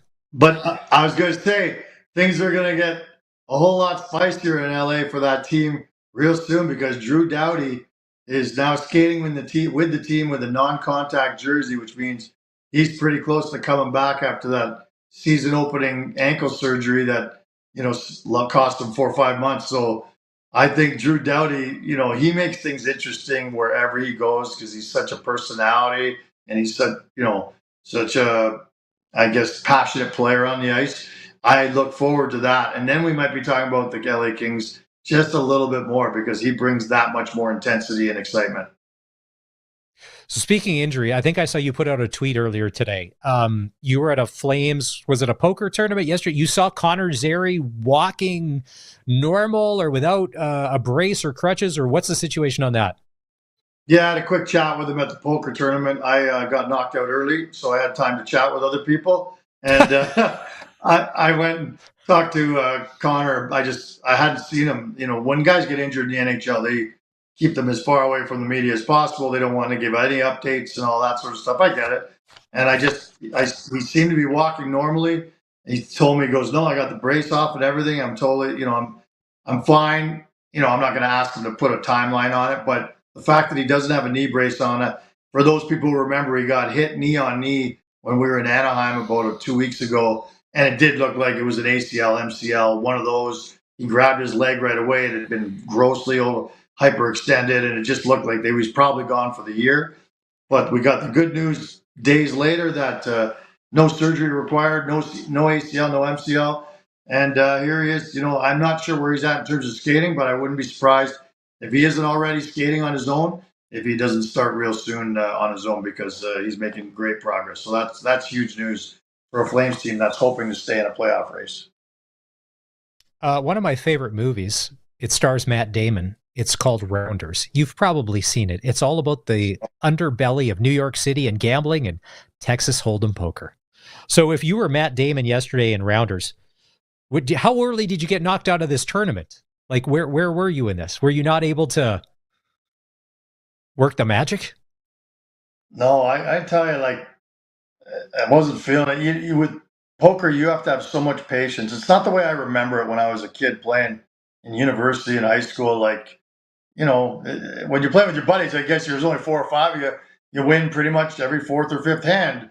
When you're playing at a table with 12 guys and there's some sharks that you're swimming with, it's pretty scary. And anyway, it's fun. I got knocked out early. I bought back in a couple of times, donate to the cause, got kicked out again. But I want to tell a funny story from that tournament. Years ago, this was the 18th annual, the first one they ever had. I got down to, there were 2 tables left, and I was in an all-in moment. I had a pretty good hand. It was shaping out. It was a royal flush. I had a royal flush that wasn't just king to ace, or 10 to ace. It went 8, 9, 10, jack, queen, king, ace of spades. The dealer said he'd been dealing for 50 years, never seen anything like it. And here's the only reason I tell this story. So it gets me into the final table.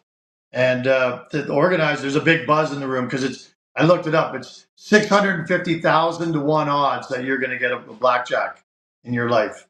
And the organizer comes by and says, a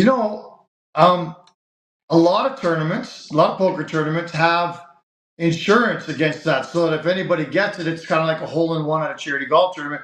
Someone wins a brand new car or $100,000. She says, we're going to do that next year. That's a good idea. What the hell is that? That pissed me off. I subsequently lost all in the very next hand, out of the tournament. and pissed off the rest of the night thinking, God, I could have won something real big with that hand. I'm not sure if you stuck around to the end. Who was the top flame player when it comes to poker this year? Kevin Ball finished. Okay. He was the top Flames player. Robin Regier finished 10th overall, the old Flame. Uh-huh. And I always think it's cute. Like, it's one of the best fundraisers. They raised $620,000. Like, come on, that's amazing, and it's a great night. You get to meet every player. You schmooze with them. You play poker with them. You drink with them. All the players take taxis there so that they're loose. Let's put it that way. And Brian Burke was there. Tiger Williams was there. It's just a lot of fun. But Rasmus Andersson, every year, when a player loses, he has to take the jersey off his back and sign it and give it to the person who knocks them out. It's kind of a cute little tradition. And every single year, they say, play cards. And within about 1 minute, the announcer announces, and Rasmus Andersson is out of the tournament. Every year, he goes all in on the very first hand because he wants to hand his jersey off, and he always wants to be known as the guy who loses first. But because he's a good guy, he buys back in like 8 or 9 times. It's $250 to buy back in. So he supports the cause. He stays in the game, and he just wanted to give the jersey away. It's kind of fun. Nice. Good stuff. Inside the NHL with Eric Francis every Monday and Wednesday here on the all-new Sportscage, brought to you by Southie Mainline Chrysler. All right, Eric, we'll let you get to it. It's a busy night for hockey, being a dad, 14-year-old son. Now, Barney jumped on the show just before the top of the hour. He's on his way to his kids' hockey practice. Are you part of your kids' coaching staff on his hockey team, or are you just a parent in the stands? I'm just a parent in the stands. I coached my son till he was about 10 or 11. And every year I'd ask him, like, do you want me to coach? And he'd say yes. And then one year he kind of hesitated. He kind of said, well, Dad, actually, it's up to you. And I said, son, to be honest, I don't love coaching.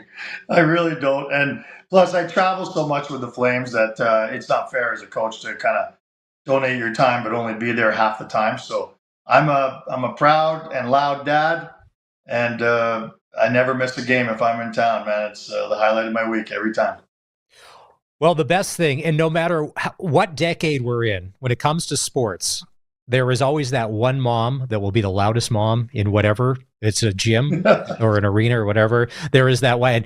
And somebody's face just popped to mind. That's probably a mom on your hockey team that is, you don't sit by them because they're way too loud and they're just kind of like... Best price in Saskatchewan. Southie Mainline, just 30 minutes from Regina. It's worth the drive every time, guaranteed. The Saskatchewan Snowmobile Association would like to remind you to be safe this winter. Proper snowmobile clothing, including gloves, boots, and helmets, should be worn at all times. Also, please remember to register your sleds. Registration fees go to the clubs to help cover grooming and maintenance costs. And always respect private property. Off-trail riding on private lands without permission is trespassing. And finally, remember, speed, drugs, and alcohol kill. Never ride impaired. For more info or to take the snowmobile safety course, visit sasksnow.com. So, since that little ding on my car last week, I don't know where to take it. I don't even know. That's easy. Take it to Regina Motor Products. Who said that? I did.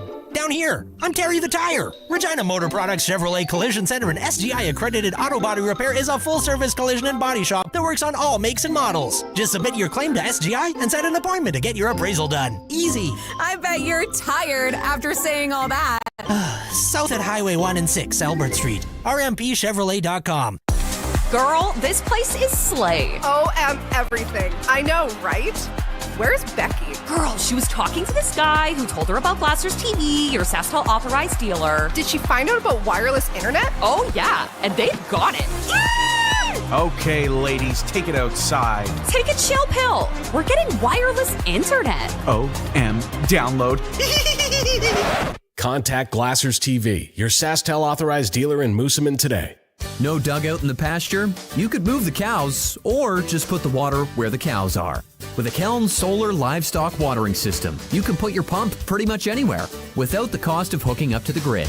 If your cows are over here, put your Keln Solar Livestock Watering System over here. If they're over there, put it over there. If the cows are on the roof, you have weird cows. Learn more about the Keln Solar Livestock Watering System at kelnsolar.com. Keln Solar, we move water. The all-new Sports Cage continues. You can watch our live stream at sportscage.com and always on the radio. Saskatchewan's voice for local sports, 620 CKRM. Hey, on Sunday for the AFC and the NFC championship games, don't forget that the NFL lives at the Canadian Brewhouse with a chance to win a trip to an NFL home opener of your choice. They've got $1 off tankards of Bud Light and Budweiser. Details at thecanadianbrewhouse.com. It's Maz filling in for Barney today. It is the all-new Sports Cage. If you want to jump in on the show, 306-936-6262. You can call or you can text. Quietly, one of the best stories in hockey, not only in the Saskatchewan Junior Hockey League, but I just think hockey anywhere, are the Flin Flon Bombers, who are on a 21-game unbeaten streak. Their record, after a win last night in Melville, 3-0, is 20-0-1. And he's been part of what the Bombers have been doing not only on this winning streak, but since 1997. And I got to ask him about this. Called over 1,000 games. Rob Hart, the play-by-play voice of the Flin Flon Bombers, joined us on the all-new Sports Cage on the Western Pizza guest hotline. Rob, is this correct? You've done over 1,000 hockey games when it comes to radio play-by-play? Yeah, I have actually, and like you mentioned, I started in '97, and it's just been fun. Flin Flon's my hometown. I grew up watching the Bombers. I remember the last game in the Western Hockey League here in '77, and I was able to move on to a few different places, but came back to in '97 and work at the local radio station, CFR, and of course a big part of that is Flin Flon Bombers. But yeah, well over 1,000 games, and loving every minute of it. Well, thanks for coming on the show. We know it's game day for you. You guys are in Estevan tonight to take on the Bruins. We'll get to that in just a sec. So if you've been doing this since '97, and I had said this earlier, Flin Flon's really close to nothing. Is there any estimation in your mind how many kilometers you have traveled on a bus chasing this dream called hockey play-by-play? A lot. I mean, I can't. Go down that Hanson Lake Road so many times, and know every little thing about it, where every little bridge is, where where there's different places to stop. It's amazing, the memories and the different players. You go down, the Hanson Lake Road. I mean, there's nothing there. It's just 3.5 hours of bush, so you have lots of time to talk to guys, play cards, do whatever. It's been a lot of memories on that bus throughout the years, but I can't even fathom how many kilometers I put on. I mean, the Estevan series alone has got to be in the thousands. I mean, it's an 11-hour trek pretty much from Flin Flon to Estevan, and we played them a lot in the playoffs the last few years. But be interesting to actually track down all the kilometers. I can't fathom how many it is. Man, okay, so the Flin Flon Bombers of the Saskatchewan Junior Hockey League. So as we've been doing this, and we do the SJHL report for Southie Mainline Chrysler every Tuesday, and Benny Walchuk comes on. Melfort was in first place in the Sherwood division, and they were like just running away with it. But then all of a sudden I said, well, wait a minute, Flin Flon's kind of creeping up here. And they creeping and creeping. So you're 20-0-0-1. You haven't lost in 21 games. Actually 22 tonight, now. Okay. No, 22 okay. So because 20... we have two. There's two losses there. We lost to North Battleford in overtime. That game would have been in early December. That was the 14th, and we lost a shootout game to LaRange, which was on the 5th. So it's 22 games now unbeaten in regulation. Okay, so this is an incredible record in hockey. And forget the Saskatchewan just Hockey League, just hockey anywhere. To be on like a 20-game heater, as the kids would call it. What do you attest to this? Mike Regensmith, the head coach, this is his 18th season. He's got over 500 wins. What is it about him that he's got the guys playing so well? I just think people love being a Bomber. I think, you put that, like I heard you mention before you came out to me, it's a big part of hockey. I mean, the Bombers are a big part of the SJHL, but I really attribute the Flin Flon Bombers to the same type of royalty that the Saskatchewan Roughriders have. I mean, I know the Saskatchewan Roughriders are very big to Regina, very big to Saskatchewan, but they're a big, big part of the CFL. I mean, I think if the Roughriders aren't your favorite team in Toronto or Hamilton, they're probably your second favorite team. I think that's the same thing with the Bombers. I think it's a legacy that lives on. I think they're world-renowned. We've had so many famous players play, throughout the years, not just Bobby Clark, Reggie Leach, but I'm talking about guys like Gene Carr, who was like a fourth overall draft pick. We had guys like Jerry Hart, who went on and had an amazing NHL career, and, the list goes on and on. I just think it's something about putting that jersey on. It's such a big part of the community's DNA, and it really means something. And I think for this team this year, they just have different people stepping up each night. I mean, if it's not Ryder Ringer scoring, then it's Keith Gruner. If it's not Keith Gruner, it's one of the 17-year-old local players they have, whether it's Wyatt Stinton or Ryder Muka. Just a different guy steps up every night. But I also have to mention the play of Matthew Keeper, a former Western Hockey League goaltender, out of hockey. Didn't think he was going to play again. The Bombers made the call in late October. He arrives. He's unbeaten now. He's won 13 of his. He's got 13 victories and won the shootout loss to L'Orange. He's a big part of the story, but I just think everybody is so connected and contributes, and it's a wonderful organization to be around. Rob Hart, the voice of the Flin Flon Bombers, is joining us on the Western Pizza Guest Hotline here on the all-new Sportscage. Ryder Ringer, I love the name. Like that he's already got the name. 5'9", 165. I'm going to say probably a little bit of a greasy character. 18 goals, 25 assists for 43 points. But this Matthew Keeper, he's 13-0. Goals against 1.85. In the SJHL, which there's a lot of good, there's some scorers in this league. To have a goals against, who is undefeated in the third week of January? That's unheard of in junior hockey. Yeah, it's just like I said, it's different, and I think the one thing about Flin Flon too, I mean they've had really good teams the last number of years. I mean last year was a really star-studded roster, but I've said this before, and I'll mention it to you and your listeners as well. I think one of the big keys for Flin Flon this year too is I think they're tough to play against. It's one thing to have the guys that score and the marquee guys, and they certainly have a lot of that, but you also have to have the guys that are tough to play against. Again, getting back to Ryder Ringer, besides his 18 goals, I never see him lose a puck battle. He's just so good defensively. He's just such a gritty player, and I think this team's got a little bit of everything on it. All right, so tonight you're in Estevan to take on the Bruins. They made a coaching change earlier in the week. What has Flin Flon got to do to keep this streak going and pick up a win tonight down south before the 11? Are you guys bussing back after? Like, is it a hard 11-hour trip home after this game, or does the road trip continue? No, the road trip continues. Day off tomorrow, then in Weyburn Friday, and then Notre Dame on Saturday. Okay. 11 hours on a bus, man. Jeez. Okay. So tonight, keys to the victory. Keys to the victory tonight in Estevan. I think the key for me is you can't let Estevan come out and get obviously there's going to be a lot of emotion there with the coaching change, like you mentioned. I think the first 10 minutes, I know it's a cliche, but I think the first 10 minutes is huge. I don't think Flin Flon can afford to go down a couple of goals. You can't allow the Bruins to. I think there's going to be a good crowd there tonight. It always is when Flin Flon comes in. I think you gotta get off to a good start. I don't think you can afford to fall down by a couple of goals. And I think if Flin Flon keeps it tight in the first period, they got a pretty good chance. All right.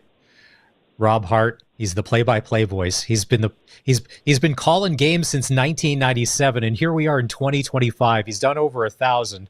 We haven't been able to figure out how many kilometers he's traveled. It's lots, more than our prime minister. I'll tell you that much. But you're not on a private jet. Tonight, the Flin Flon Bombers are unbeaten in 22 games. They're trying to run this streak to 23. Rob, I hope that we're able to keep you coming back here on the Sports Cage. We would love to keep this thing going, because I think as this grows, the story is going to grow. And now, with Melfort in first place with 62, you guys at 55, with a win tonight, that gap closes. Maybe Flin Flon ends up first place in this Sherwood division before all is said and done. Do you think that... Maybe they're not going to come out and say it, but it must be talked about. That's got to be the goal, is to not nail down first place in the Sherwood division. I think that is, but I also think it's a showdown for the league title. Melfort beat the Bombers in the finals last year. To me, I think it'd be kind of fitting if Flin Flon and Melfort could meet in the finals again, and this time the Bombers get the better end of them. One thing I can tell you, goaltending's better away from the puck, and that's the matchup I think that they're really intrigued about. Will these two teams be the last two teams standing come April? All right. It's Rob Hart from CFAR, the voice of the Flin Flon Bombers.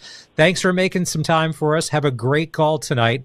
We're all Bomber fans. It's the only game in the NSJHL tonight. Not that Bruins fans.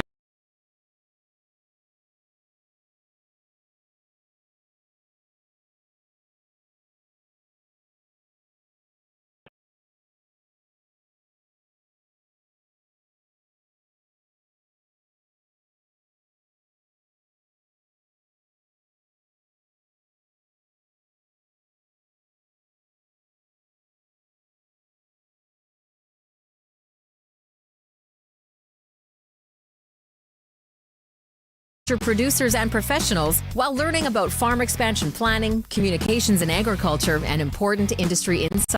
Follow them on social media and register today. Registration and full agenda available at saskyoungag.ca. So, since that little ding on my car last week, I don't know where to take it. I don't even know. That's easy. Take it to Regina Motor Products. Who said that? I did. Down here, I'm Terry the Tire. Regina Motor Products Chevrolet Collision Center and SGI accredited auto body repair is a full-service collision and body shop that works on all makes and models. Just submit your claim to Hired after saying all that.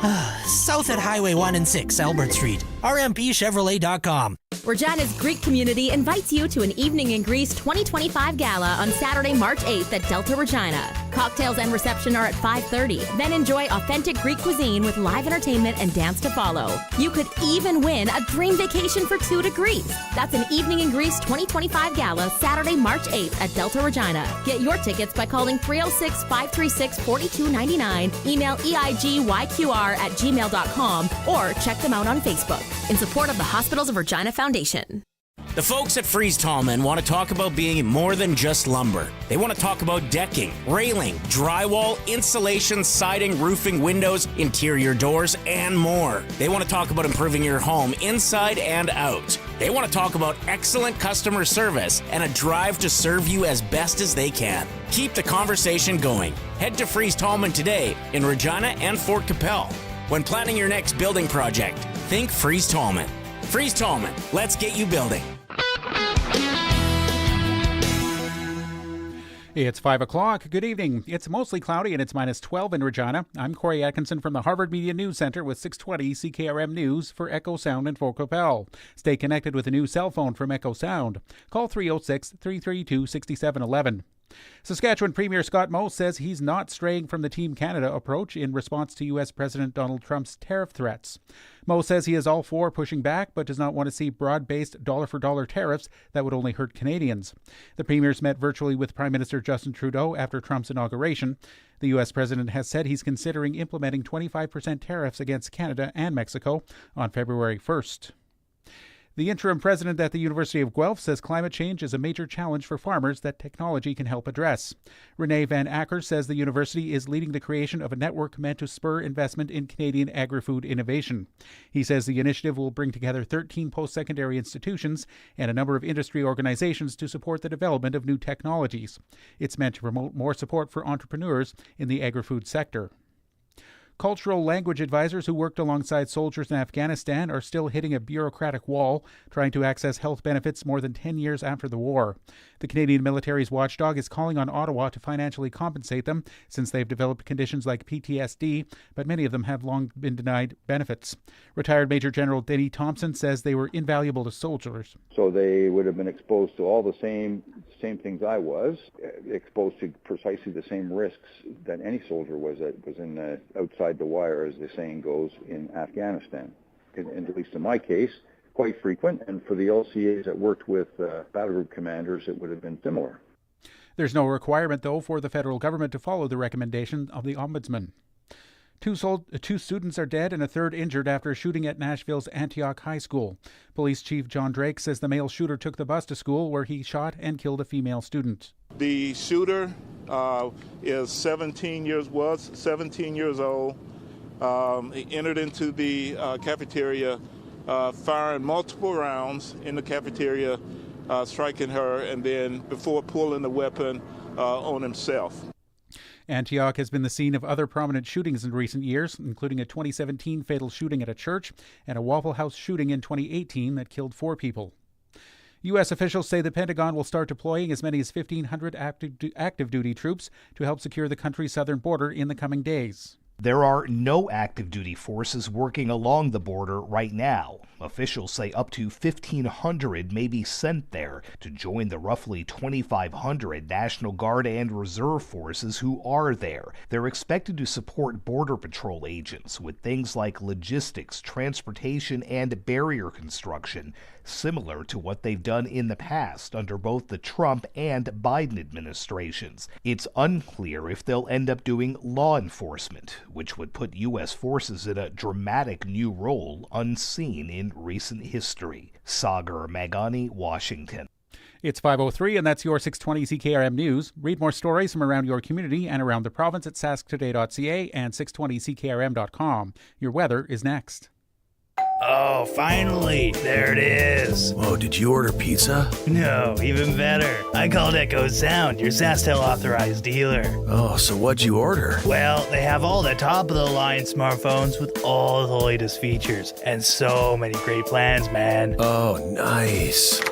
Oh, it is the pizza guy. Hey, guy. Tell him to go away. We're waiting on Echo Sound. Echo Sound, your SaskTel authorized dealer in Fort Qu'Appelle. EchoSound.ca. We'll still take the pizza, though. Back by popular demand. Direct from Las Vegas. Oh, what a night. 4 exciting entertainers performing live that feel-good music you grew up with. Oh, what a night. An incredible tribute to Frankie Valli and the Four Seasons. Sunday, March 16th, 3 p.m., Connexus Arts Center, Regina. Get your tickets now.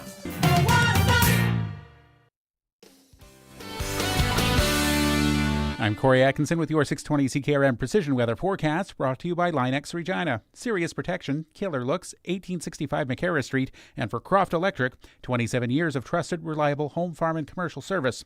For all electrical needs, croftelectric.com and all socials. Now here's Precision Weather meteorologist Phil Spivak.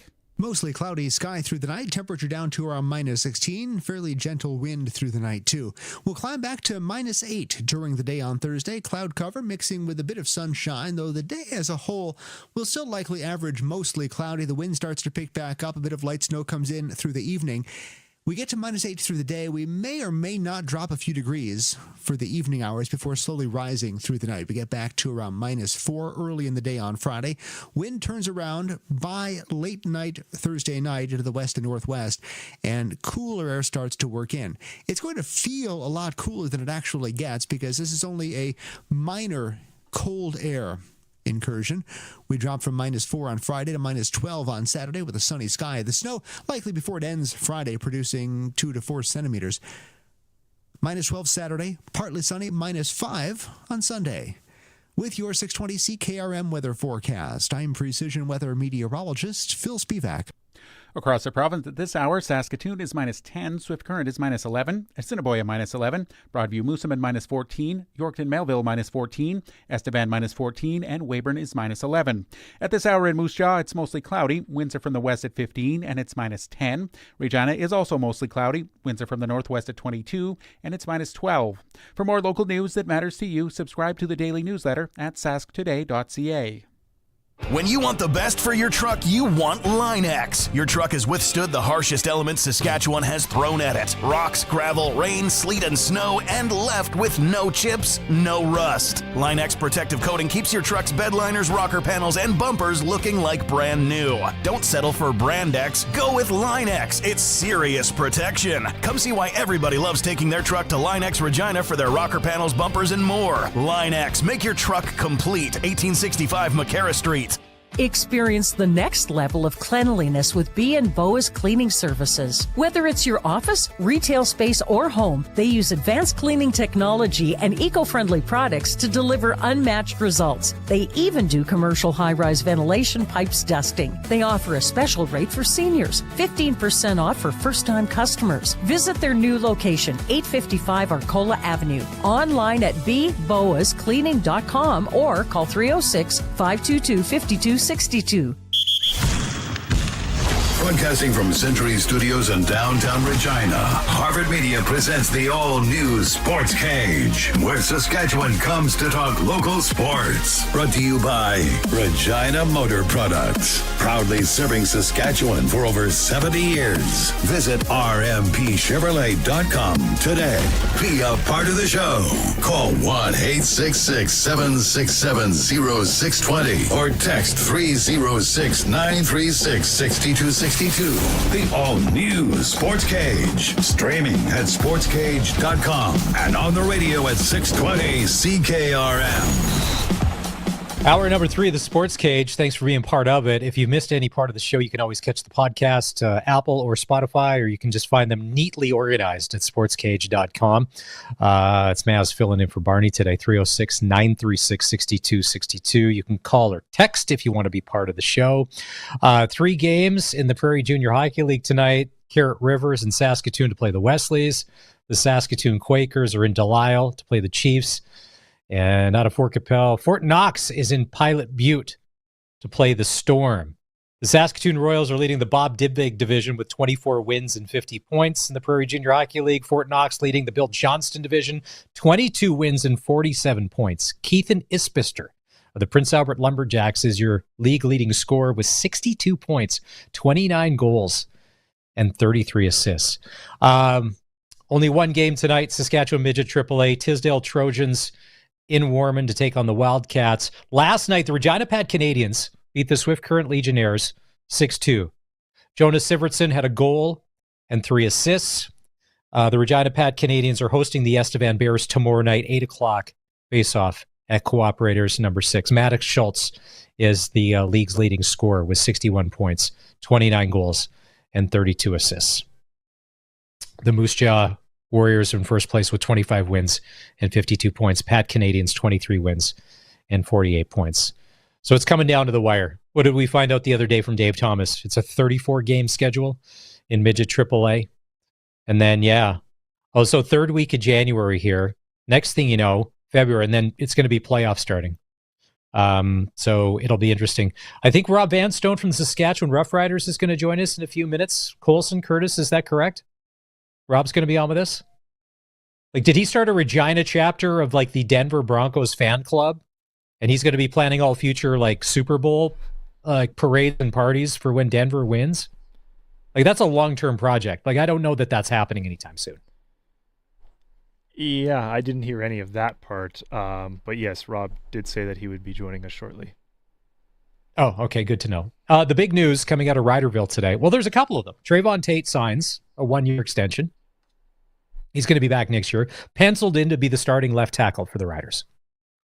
And in hour 1 of the show, we went over that the offensive line situation that they had last year, using 13 different people, has actually, if the way I see it, is a bit of a blessing that they identified a lot of talent that otherwise they wouldn't have, and they were able to plug and play and be sustainable. The O-line was never the problem last year. Outside of the injuries, all the new players, Edwin Harrison coached them up good, and they did well. So does that mean, would you change your philosophy when it comes to free agency in the draft? I would, because you have a ton of talent that you probably would have never come across had you only been in your 6th and 7th offensive lineman. Maybe you have to go out and shore up that secondary, and now you feel better about it now, and this allows you to do that. And then we found out, it was just about an hour ago, Ajou has been released by the Saskatchewan Roughriders, rookie wide receiver. He has got an NFL opportunity. He's got a tryout. We had a workout. Now he's signed. He's getting a tryout with the Indianapolis Colts of the NFL. Good for him. So they obviously saw something that they liked. He did have off-season workouts, as we know, with Indianapolis, Denver, Rob's aforementioned Broncos, and the Pittsburgh Steelers. And we were wondering, and Barney came on and said this, who has the biggest need for a receiver? And not watching, well, I mean, if you were watching any of those Pittsburgh games down the stretch, Colson, George Pickens, now he's hurt. George Pickens, how he kept his job and they kept dressing him, he looked awful in the last 6 weeks of the season and into the playoffs for the Pittsburgh Steelers. He could not catch a pass. Whether it was his fault or not, he could not catch a break or a pass. one of the two. So I would have said Pittsburgh. Yeah. Yeah, I wasn't paying too no, close attention to him, but I could hear all of the drama without paying attention to him. So that's all I really needed to know. Yeah, and just not watching enough Indianapolis Colts football to know what their receiver situation is. My thing with any time a player from the CFL goes down, like even last year with Matthew Betts, who was crushing it in the CFL. Like there was nobody better at DN getting sacks. And yeah, he made it all the way through with Detroit and training camp, but did he get a legitimate shot to make the team? That's what I wonder. And you have to take that chance. Look at Justin McInnes. What was that, Atlanta a few years ago? And I'm like, man, I hope that you're just not training camp fodder. And then he was down there, he was training, he completely changed his body shape and all of that. And then only to be cut like a week into camp or less than a week because they had injuries in other places. And you feel, but it's the NFL, you have to take it. And I guess you've got to be willing, you got to push your chips in. So to get the big win, you've got to be willing to lose if it doesn't work out. And it just seems with McInnes, ever since he came back, he was never right since. He changed his body for the NFL, and it's just never worked out. He's always kind of been injured and never ever lived up to that potential. So we hope that Ajou goes down there and just crushes it and does Rider Nation proud. And if not, and he comes back. Now, Colson, since we release him, if he doesn't make it, is he automatically ours, or does he come back to the CFL as a free agent? And this is where loyalty would have to kick in. I don't know. That would probably be a better question once we get Rob Vanstone on. But I know that there's the whole thing of rights in the CFL, right? So sure, because we drafted him, we might still have those rights. But okay, yeah, it's probably a better Vanstone question because when Matthew Betts came back this year, he was a free agent, but he ended up signing with BC because he was in BC, and there was, I think, probably a loyalty factor there. And the fact that they were going to pay him a whole bunch of money, for whatever they had left. And then obviously in the offseason, they've signed him to a really nice contract. But sometimes, I think if we were to keep stats on this, sometimes when players go down to the NFL, if they do end up coming back, that season, they never ever have the impact, I don't think, that the fans want them to have. Case in point, example 1A to the jury, Nathan Rourke. Would that be a good enough example of they're different games. Train differently, do differently. So, interesting. Good for him. It's good for him. Some people were wondering, when we get these texts all the time, what about Roland Milligan Jr.? And I remember we had J.O. on weeks ago, it was before Christmas, and he told the story that with Roland Milligan Jr., they found him, or he made it through a training camp with the Dallas Cowboys, and then they found him. So, I don't know. These guys could probably go at any time if the interest is there. But like I said, if it's age or it's money, but he already tried the NFL. And we think on the Ajou front, if there was a story, as Colson, as you pointed out, when he was on around Agribition, he talked about he was going to Clemson. The coaching staff changed. He got hurt at the same time and then went to, I think it was a Division II school. Okay. Rob's with us now on the Western Pizza Guest Hotline. Yes, sir. All right. Ladies and gentlemen, he's the historian for the Saskatchewan Roughriders. He was a longtime newspaper columnist for the Regina Leader-Post. Rob Vanstone joining us. Rob, I had thought the breaking news out of Rider Nation today was that Rob Vanstone was starting the Regina chapter of the Denver Broncos fan club and would be looking after all Super Bowl celebrations and parades going forward in the Saskatchewan local, in the 306. There's a few of us. Dale Laird, former Rough Rider equipment manager, he was with the 1966 team that won the Grey Cup. And when the Broncos won their first Super Bowl in 1998, Dale drove from Regina to Denver just to watch the game with Bronco fans. and he brought me back a copy of the Denver Post the next day. Like there's a few of us, but I think I'm one of the older ones. Okay. Well, we'll wrap on NFL and your hate for Patrick Mahomes and the Kansas City Chiefs. But let's start with the news out of Rider Nation today. Ajou released to pursue an NFL opportunity, and we find out it's with the Indianapolis Colts. Was this on your radar? Did you know about this? Is this just as big a shock and surprise as to the rest of us in Rider Nation? There have been rumblings during the season, in fact, early last season, when he started off so well and made such an instant impression. And there was talk that the NFL might be one of those players the NFL is eyeballing because of his measurables, his skill, just everything. And so I wasn't entirely surprised. I kind of thought the NFL cycle may have exhausted itself after Trevor Reed signed with Minnesota. I thought, okay, that's probably the extent of the departures. So maybe the timing of this surprised me more than the actual transaction. Now, we did know that he had workouts with Indianapolis, Pittsburgh, and your Denver Broncos. And I had thought, just from a coaching standpoint and a quarterback standpoint, but I didn't know the depth in receivers. Like Bo Nix and Sean Payton, if I'm a receiver, that's probably a pretty good place to end up. We didn't know enough about Indianapolis. We knew that their quarterback, Anthony Richardson, quit and it took himself out of a game. He'd been making headlines for all the wrong reasons. And that in Pittsburgh, with Russell Wilson and Justin Fields, a bit of a quarterback, carousel that's kind of unsettled. Do you know much about this situation in Indianapolis that he's going to? Do they need receivers or a guy like him that legitimately could have a chance to make the club? I think Indianapolis needs everything, coming off the kind of season they had. I'm not sure of the relative needs, of one team compared to another.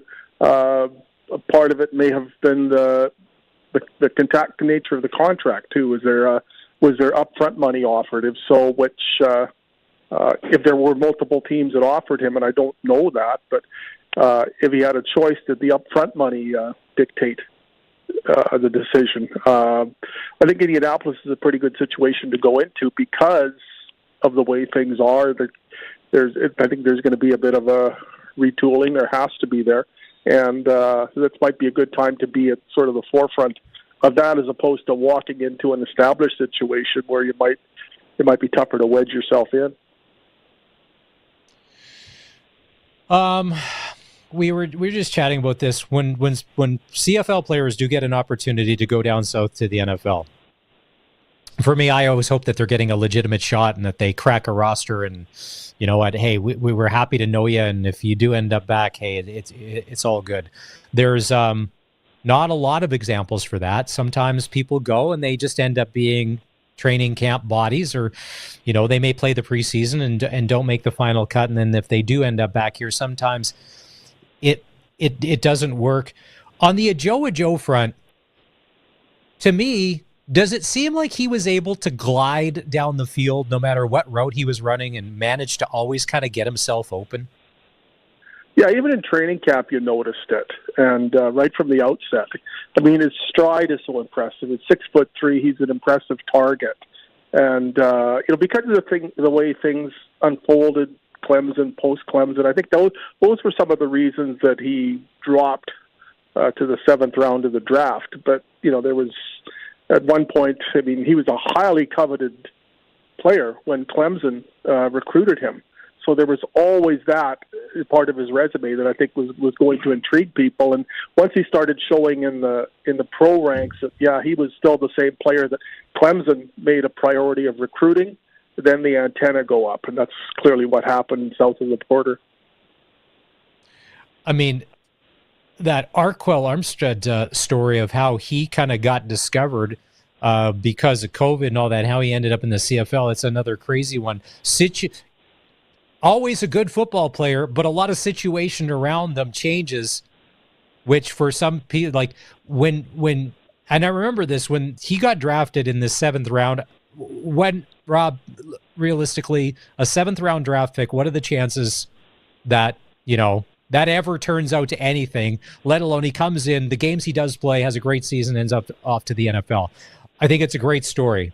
And the other thing, too, is he's got a personality and that smile. It lights up a room. And some of the content he was doing during the Grey Cup, I mean, I think he's got a lot of options outside of football, whatever those choices. The other big news out of Rider Nation today, Trevon Tate signs a 1-year extension, penciled in to be the left tackle. I had said earlier in the show, the situation last year exposed the fact that Jeremy O'Day and Kyle Carson were able to scout and bring in some really good talent.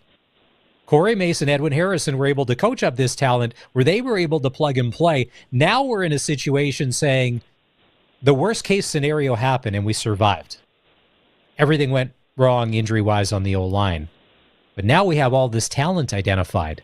Now maybe we can look at other areas. At the time, it wasn't fun, but do you think what happened with the O-line last year has kind of set the Riders up for success, maybe unintended here, going into 2025?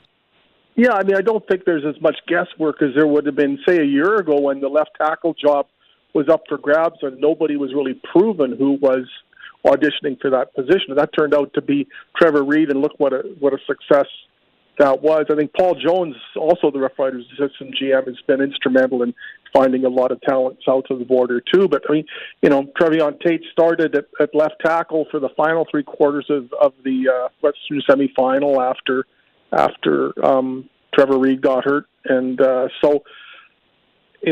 played left tackle in the Western final. So Jacob Brammer, people have seen what he can do. Also, Jamarcus Hardrick will be coming back from injury in 2025. So that should take care of the right tackle situation quite nicely. There's, Nick Jones played well when he was called upon. You can put Logan Ferland seemingly anywhere. Yeah, so you can put him anywhere. There's never a good time to lose your left tackle, especially somebody who looked like such a cornerstone and allowed only 1 sack all year in his first year of 3-down football. But if it were to happen, I think this is the best situation you could hope for, having a pretty good read on the people who would at least be first in line as the successor. Yeah, it's funny what a difference a year makes. Last year, all it was question mark, question mark, question mark. And so now my thing is now you kind of know what you've got offensive line. Maybe you change your free agent strategy or how you're going to draft, and maybe you go after, because last year, and Colson and I were talking about this earlier in the show, when there was one injury in the secondary, a lot of pieces had to move around to keep consistent. Now, maybe now you can go after some of those pieces so you're as rock solid there as you are everywhere else. It'll be interesting to see. Are you excited, Rob, that the Combine is coming to Regina and that we're going to get a chance to maybe see some future riders and obviously some future CFL stars here in our own city? That is going to be a lot of fun. I'm really looking forward to that. I've kind of immersed myself more in pre-draft stuff now that I've joined the Roughriders, and I pay a lot more attention to it. And I was just going through some details today. The CFL Scouting Bureau announced their winter rankings, so I was inputting those and Googling those and trying to find some details. So to actually see some of these faces in front of me and have a chance to talk to some of these players, I think that's going to be really cool. It's a great year for Regina when you look at the Combine being here, and then on November 24th, the Vanier Cup being here. Yeah, Curtis Rourke ranked number 1. That's not a surprise. Do you think I think he if he does not get drafted in the NFL, he will sign a free agent deal immediately before the draft is over. Do you think he is in any sort of CFL training camp next season, no matter who drafts him? I would really be surprised when you consider how high up he was in Heisman Trophy voting. I think he was 9th. You would think that if he isn't drafted, like you said, there will be opportunities for him south of the border. I wouldn't be surprised if a CFL team picked him to get the first dibs. I don't know at what point in the draft that had happened, but it's not uncommon for a team, once you get to even the 4th round, to say, you know what, we're going to secure his rights on the Saturday. If we have to wait 2 or 3 years and we get this, it's a lottery win, and it's not a huge expenditure. So, I mean, I would be pretty sure that he would be drafted. But I think there's a very good chance of him going to an NFL camp, and if it doesn't work out there, I think there would probably be other options for him as well. He's just accomplished so much south of the border. Okay, so if you take Curtis Rourke out of the equation, who are a couple of names, if CFL fans haven't done a deep dive yet, as far as draft prospects for this year? Like, what in the coming weeks we're going to know a lot more, and it's going to be commonplace. But who are and where are they? Because there's a lot of good Canadian talent that plays at American colleges that we may just not realize because some people don't have the SEC package on their cable or want to watch a game on Saturday morning at 10 o'clock to know that, oh, that guy there is from Collingwood, Ontario, and he is a dominant defensive end playing for Mississippi State. The trick of it is always looking at this list and trying to decide how far down you go before players are likely to end up in the CFL first before the NFL, and that influences some of the drafting. But, Eric Ayomanor, a wide receiver out of Stanford, he caught 63 passes last year. He has a pretty good chance he's going to go in the NFL draft, but he's third overall in the winter rankings. That's really, when you look at a player such as that who started at a big time university, I think that's pretty interesting. Taylor Elgersma, quarterback at Wilfrid Laurier, he wasn't on the summer rankings or the fall rankings, but he's now 20th, and he's really impressed people with his physical attributes. He's 6'5", 6'6", I think, and he's really turned some heads and impressed teams in terms of interviews and in terms of just his performance on the field. And so I think that's a player it's really going to be interesting to pay attention to at the combine. You'll be talking about Canadian quarterbacks with Curtis Rourke, but I am really intrigued with this one. We're chatting with Rob Vanstone of the Saskatchewan Roughriders on the Western Pizza guest hotline. Hey, don't forget Western Pizza with orders over $25, free delivery. And really, you don't want to cook tonight. You probably don't want to go get it either. Just have it dropped off right at the front door. Kids will be happy for at least an hour to 45 minutes. If they're anything like our kids, you can't stretch that to 2 hours anymore, let alone the whole night. Anyways, let's shift gears here. NFL, it's championship weekend. A lot of us are caught up in, and rightfully so, the Cinderella story that is turning out to be Jayden Daniels. Now, if you're paying attention, and not just to the past 4 to 5 weeks, Jayden Daniels has been quietly doing this since late September, being quiet, under the radar, overachieving quarterback in the NFL. In your opinion, Rob, is he a guy that's very easy to like when you watch what he's been doing magically to win these football games? It really is a nice story, and after so many years of being mediocre or worse, the Washington team's finally been able to get it right, and just to see the type of game he had and against such a formidable opponent, that was such an impressive showing. And you wonder 2, 3, 4, 10 years down the road what kind of player he's going to be, the way he comes in and just absolutely sparkles as a rookie. That's really an amazing show. Now, how far does it go after that? To be determined this weekend. I get it. He's going to come up against the Philadelphia Eagles, who have a really good defense, and what are they, 12-0 with Jalen? No, why do I blank out on this? The whole the Edwards situation to me was around Thanksgiving. And when Darian was on with us one day, he said, Jayden Daniels, he goes, I like him. He's got it all. Just watch. And it was kind of a throwaway comment after probably a 10 to 15 minute segment or whatever, kind of right at the end.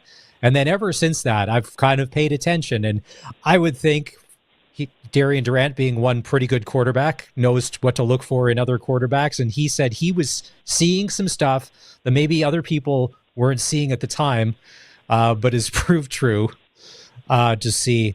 What do you make against Nick Sirianni and the Eagles this weekend? I think out of the two games, I think Washington has a chance to. Holy smokes! I think that Washington has a chance to beat the Eagles because I don't think the Eagles have played their best football or a complete game lately. Where Washington has had to, even through the wild card round, play good team football. The one thing that and there's no secret here. One thing that the Washington Commanders are going to have to do is stop Saquon Barkley. And yes. Although it was quite the victory last week, Washington still showed that one of the issues that Dan Campbell was facing is while you ran the ball pretty effectively when you did run it, why didn't you run it more? And so that vulnerability having been shown or exposed, what if the run defense doesn't improve against Saquon Barkley and suddenly they're facing him for 25 carries a game after those 2 long-distance touchdown runs last week? I mean, he is such a formidable weapon, and the degree to which the run game can be neutralized will pretty much determine the course of that game. Well, the one thing, now keep in mind, like a lot of us, when we make predictions on Wednesdays, we could be fools by Sundays. Dan Quinn has seen Saquon Barkley for the past 4 years with the Giants, a year here, if my math is correct, when he was defensive coordinator for the Dallas Cowboys. So there is times we would have had to scheme up. Now, keep in mind, the offensive line with the Giants is different than it is with the Eagles. And I would say that the Eagles' offensive line is better than the Giants ever was. But the whole Saquon Barkley thing is not new to Dan Quinn. So if there is an advantage there. As to a coach that maybe has never seen Saquon Barkley and is going to be facing them for the first time, theoretically. So there is that. I don't know. Jalen Hurts, it just seems that if you're waiting till the fourth quarter to target A.J. Brown and get him his first or second catch, it may be too late. I like Devonta Smith. They got a lot of really nice pieces, but Washington could be the team of destiny. And we saw it last week with Detroit. I didn't think that Detroit was going to lose, and then here comes Washington, and you're like, okay. All right, let's jump to that other game. The Kansas City Chiefs and the Buffalo Bills. First of all, last weekend against Houston, was the refereeing egregious in how it was favored or tilted towards Kansas City? I'm never going to go so far as to suggest that a referee is favoring somebody. I'll leave that for professional wrestling. I think people are across football are so cautious about any hit to a quarterback, and it just so happens that some of the hits on Patrick Mahomes have been flagged, and there's virtually zero tolerance, and it's a split second. I will never buy for a second that there's an institutional bias for or against a team. Have there been some calls that you could question? Absolutely. Was there a bit of flop on the sidelines last week? Undeniably. They are getting a lot of calls going their way, but guess what? I think when you're good or great, sometimes you make your own luck. And yes. So it's just beyond me that any official would go into games with sort of a predisposition to look favorably upon one team or look the other way. I think it's just been recurrent, but I just don't think there's anything sinister behind it. I think for a lot of us, we like the Buffalo Bills. We like what they've done. We like Josh Allen. He could be the MVP of the NFL this year. He plays the game the right way. He plays tough. He's not looking for shortcuts. He doesn't like to make excuses. But for him to cement his legacy as Josh Allen and really put his stamp in the record books, he needs to, first of all, beat Patrick Mahomes and the Kansas City Chiefs. Because let's say Houston would have won last week and Buffalo would have won. Well, you're backdooring. You got to win, but you need to be the man, you got to beat the man. Sorry, Ric Flair. I'm stealing a line. Woo! Two wrestling references in this segment now. And there's always room for more.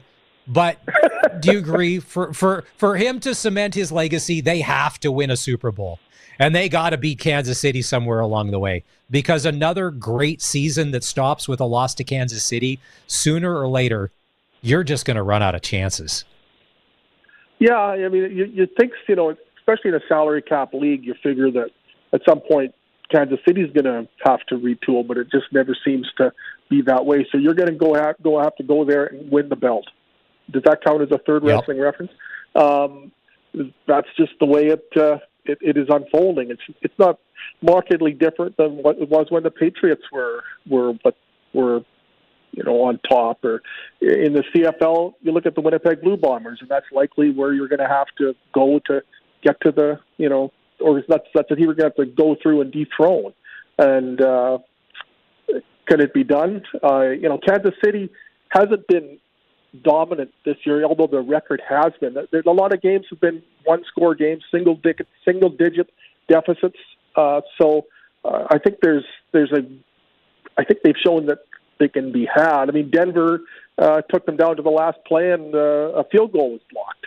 So they've had some good luck on their side, and this Kansas City team might be more susceptible than some of the other ones. But good luck to anyone that plays them on a Sunday with the Super Bowl berth at stake, because they know this drill, and it's a different offense. I mean, Patrick Mahomes isn't the 50 touchdown pass gunslinger that he was earlier in his career.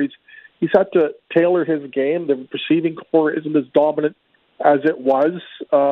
It's a different Kansas City team than the ones that were on the field earlier in Patrick Mahomes' career, but he can still make that play, that improbable throw, that weird arm angle completion while falling to the ground at the right time.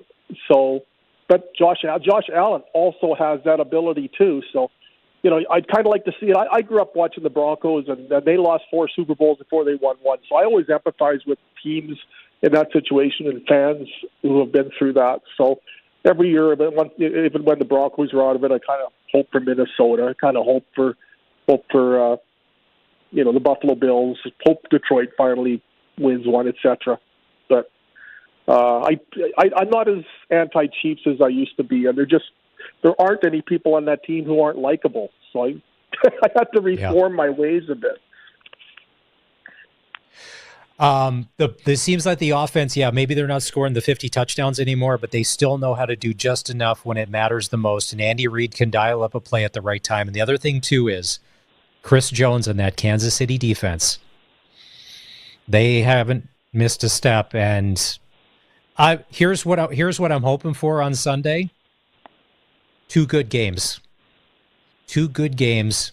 And to me, I don't mind the Chiefs. They're the Darth Vaders. They're the bad guys. They're the New England Patriots. They're the team that everybody loves to hate because they win. But until somebody knocks them off, and they're still the champions. So it's going to be great. Rob, thank you as always for taking some time. We appreciate it. Rob Vanstone from the Saskatchewan Roughriders joining us. If you missed any part of our conversation, you can always go back and grab the podcast at sportscage.com. They're all right there. You can catch this show or any part of the show. And when you're there, you can also sign up for the Sportscage newsletter, where you can have all of the top stories delivered to your inbox every day between about 1 to 2 in the afternoon. And you can get what's trending in sports here in Saskatchewan. All right, time to take a break. When we come back, it's game day for the Regina Pats. The killer Alberta road trip is almost over. There's one more game. It's tonight in Lethbridge. We'll dive into that. It's the all-new Sportscage on 620 CKRM, and we're streaming on our YouTube channel and on X at sportscage.com.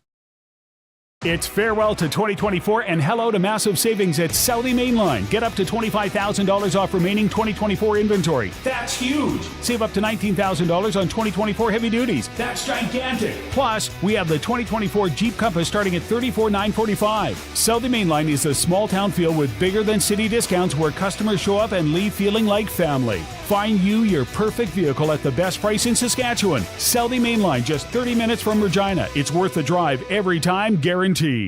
Good news! You've scraped the frost off the inside of your windows for the last time. You're about to install all-weather windows from Wood Country. Wood Country Woody here. All-weather windows lock in the heat and keep the frost outside. And if you want to save good cash, take advantage of their winter booking specials. You're going to save a pile of money February 10th through the 23rd. Be warm, save money. Order all-weather windows from Wood Country. Your home is your castle. In McLean, Estevan, and Tisdale, wood-country.com. Sask Power is working to improve the power system in your area. In order to do their work safely, they need to shut the power off for customers south of Foam Lake and surrounding communities from 9 a.m. to 3 p.m. tomorrow, January 23rd, weather permitting. Again, the power will be out for 6 hours tomorrow from 9 a.m. to 3 p.m. For updates on this outage, visit saskpower.com/outages. Sask Power apologizes for the inconvenience and thanks you for your patience.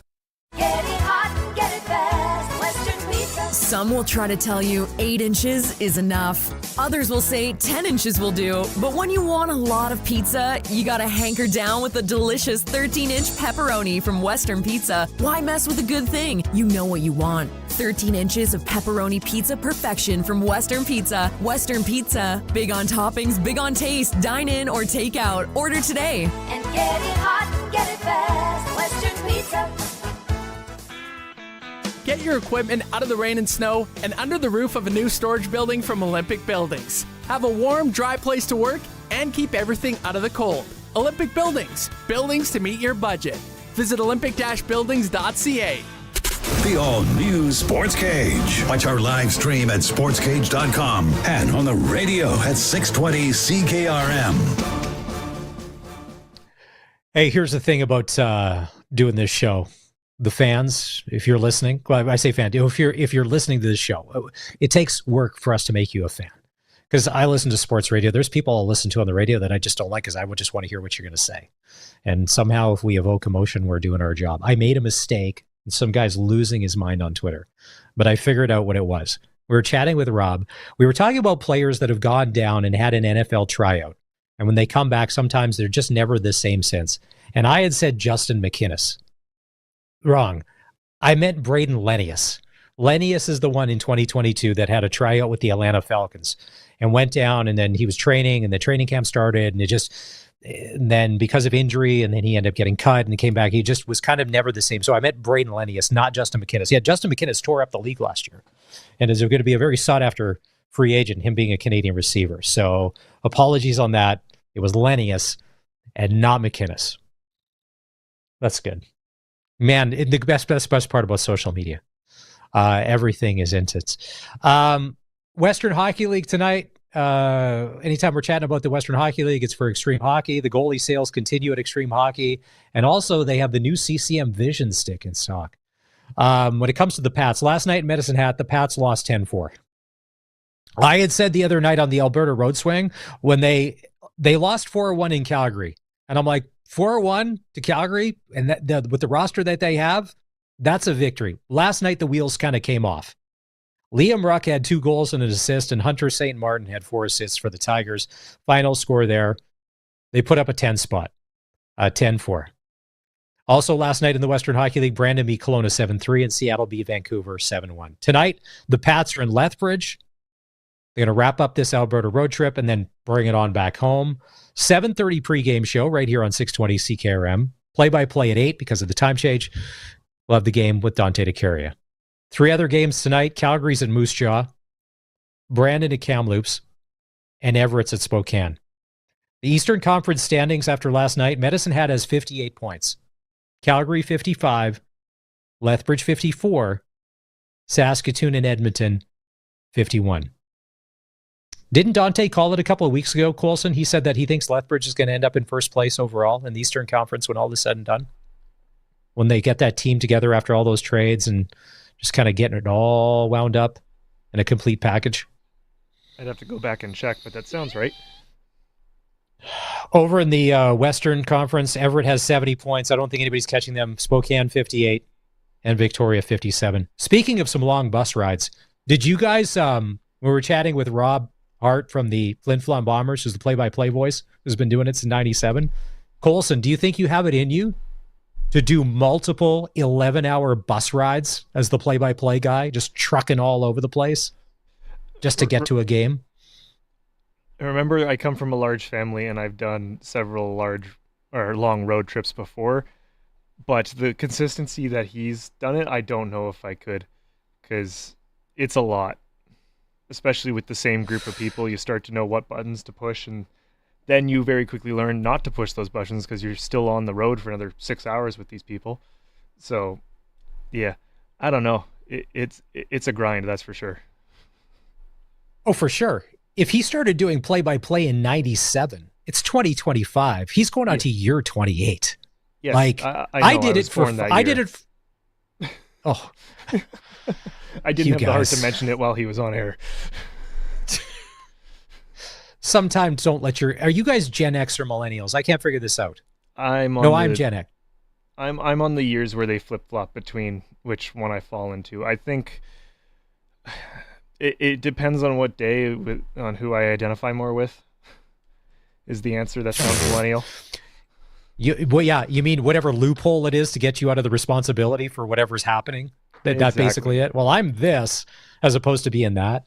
Yeah, good on you. Because what did Rob say? It's a hard 11.5-hour bus ride from Flin Flon to Estevan. Oof. And you're doing that again and again and again. And keep in mind, it's not like we're driving in beautiful conditions all the time. There's some horrible weather. And we talked about this earlier in the season. The bus drivers, the real backbones of any hockey team when you're traveling. Because, yeah, it's a, wow.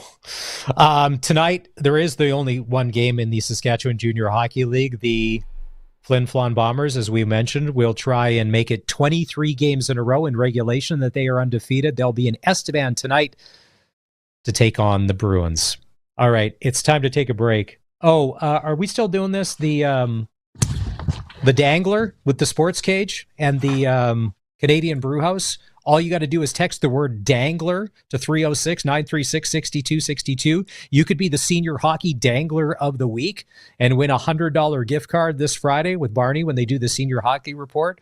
So that's it. Just text the word Dangler to 306-936-6262 and we'll shoot the entry form right back to you. And that's your chance to win. All right, we'll take a break. We'll come back. We're going to wrap things up for today. It's been a busy Wednesday. The all-new Sportscage, we're streaming. You can watch the show on X or on YouTube at sportscage.com and on the radio for Regina Motor Products today at 620 CKRM. Hi folks, Tim from Young's Equipment, your genuine Case IH parts and service dealer. Harvest is wrapped up, so let's plan for next year. There has never been a more critical time to have your equipment ready. Book winter inspections on Case IH combines, tractors, and sprayers. Take advantage of our reduced inspection pricing, special trucking rates, and Young's loyalty program. Slots are filling fast. Contact Young's Equipment, your genuine Case IH parts and service dealer to avoid disappointment. Check youngs.ca today. Conditions apply. 0% financing on Bronco Sport, 0% financing on Ford F-150, 0% financing on Ford Escapes. You see the trend here? Future Ford has 0% financing on their huge selection of new vehicles. The 2024 has to go, and they need to make sure they have room for all the 25s they have coming. I know what you're thinking. 0%? What else can you do? How about free oil changes at any Ford dealership in Canada and half-price extended warranty? Check out their inventory at futureford.ca or visit them at Future Ford in Melville today. For everything hockey, head to Extreme Hockey and Sports. Spring hockey is around the corner. Get fitted to your specs with the best team at Extreme Hockey. Be sure to check out Umbrella Marketing and Tarrington and his team for all your team, corporate, and business needs. Corporate or work event? Check out our custom Yeti and engraving options. Make any occasion a special one. Extreme Hockey and Sport, 1425 McIntyre Street, and the Pro Shop conveniently located at the Cooperator Center. Looking for a way to relax after a long day? Come on. Tired of being notified by life's bells and whistles? Yeah, I'm gonna need that draft tomorrow. When you're ready to stop working so hard, you know it's time to play. Yes. It's easy to find your next favorite game at Bodog.net. Play free casino games, check out our beginner's guides, and get poker tips. Visit Bodog.net today. Make a play. Hun, I'm starving. What do we have to eat? Avoid the annoyed. Western pizza. I really don't feel like cooking today. Avoid the annoyed. Western pizza. I want lasagna. I was thinking Caesar salad and garlic bread. I had my heart set on chicken wings. Avoid the annoyed. Western pizza. Avoid the annoyed with Western Pizza. Big on toppings, big on taste. Dine in or take out. Order today. Western pizza. The all-new Sports Cage continues. You can watch our live stream at sportscage.com and always on the radio. Saskatchewan's voice for local sports, 620 CKRM. Your clutch performer on the all-new Sports Cage for Nick Service in Emerald Park, your local Massey Ferguson Challenger, Rogator, Gleaner, and Fent dealer. You can call 781-1077. Clutch performer today is Matthew Keeper, goalie for the Flin Flon Bombers. This kid was out of hockey.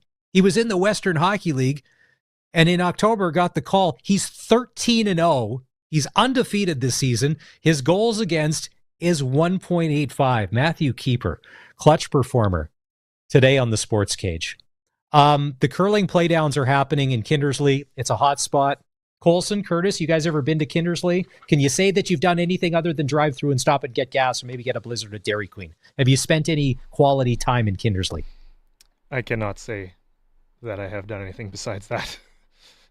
I might have gone there for work once, but I've How been to did a I few small know towns. to nail the fact? Yeah, the fact that you just drive through, you would have stopped at Dairy Queen, got a Blizzard, got gas, and kept trucking. Hey, I've been to a few small towns. I don't recall if Kindersley is one of them. I, at one point, was going to Melville twice a year and North Battleford 3 times a year for work. So I've hit a few small towns. I don't think Kindersley was one of them, though. I will take Melville 10 times anytime over going to North Battleford once. Sorry, North Battleford. I'm just not a fan. Melville, you are you are well, not just not a bit of a drive. It's Melville. You are the cream of the crop. You are New York City compared to North Battleford. Sorry, but we all have our favorites. Kindersley with the Sasktel men's tankard going on and the Viterra Prairie Pinnacle for the ladies. The curling championships, your men's winners from earlier today, Laycock, Jacobson, Moser, and Kaltoff. Steve Laycock is leading the men with a 3-0 record. He's out of the Swift Current Curling Club. On the women's side, Barker, Martin, Holland, and Campbell with wins earlier today. And Penny Barker from the Moose Jaw Curling Club is leading the ladies with a 3-0 record. Yeah, Curtis, do we have this? I was going to say, their 4 p.m. draws, games are underway right now. Yeah. And then the men's draws will happen later tonight. Yeah. Do we have that Bailey Zimmerman? So they'll be wrapping up soon. Do we have that Bailey Zimmerman video ready to go? Do you want him apologizing or do you want his terrible performance? No, we want apologizing. So when it was announced a couple of months ago, Country Thunder's lineup for this year, solid. Def Leppard on Thursday, Bailey Zimmerman on Friday, and then Jason Aldean on Sunday. And Bailey Zimmerman's an up-and-comer, and I like him. Tons of energy. But have you ever been drunk at work? Now, maybe that doesn't apply to everybody, or of course not, or of course, yes. If you've ever had too much to drink and had to take yourself out of a situation, we've probably all had that. Maybe we've had to leave a party early or get shut down, or, you've been asked to leave somewhere. Well, last week, Bailey Zimmerman was part of Crash My Playa in Cancun with Luke Bryan. He's been doing this for years, Luke Bryan has. So there was a middle of the afternoon performance, which didn't go well. And then on Instagram, Bailey Zimmerman came out and said this because he was drunk at work and he was no good. Curtis, roll tape. All right, y'all. I was always raised up to hit my problems head on and never to lie and always be truthful and honest, even when you're embarrassed. So, I'd like to talk about something that's been eating me alive. Last weekend, down in Cancun, Mexico, I'm sure everybody's seen the videos of me playing absolutely awful and singing absolutely awful. And I feel like you guys deserve an exclamation from me because you've had my back through the highs and lows and through every mistake. So what happened was I decided to drink that day, which was a mistake. And I got up on stage and I was too drunk to play. And I sang awful. I played awful. Nobody got the show that they wanted or paid for. And I'm disappointed in myself. If you've been in my shows, you know how much I've talked about God since day one. And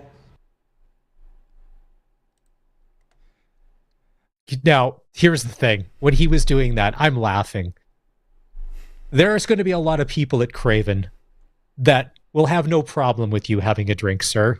They'll probably be in one themselves. They may have one or two too many and probably won't be able to function as fans. You may find that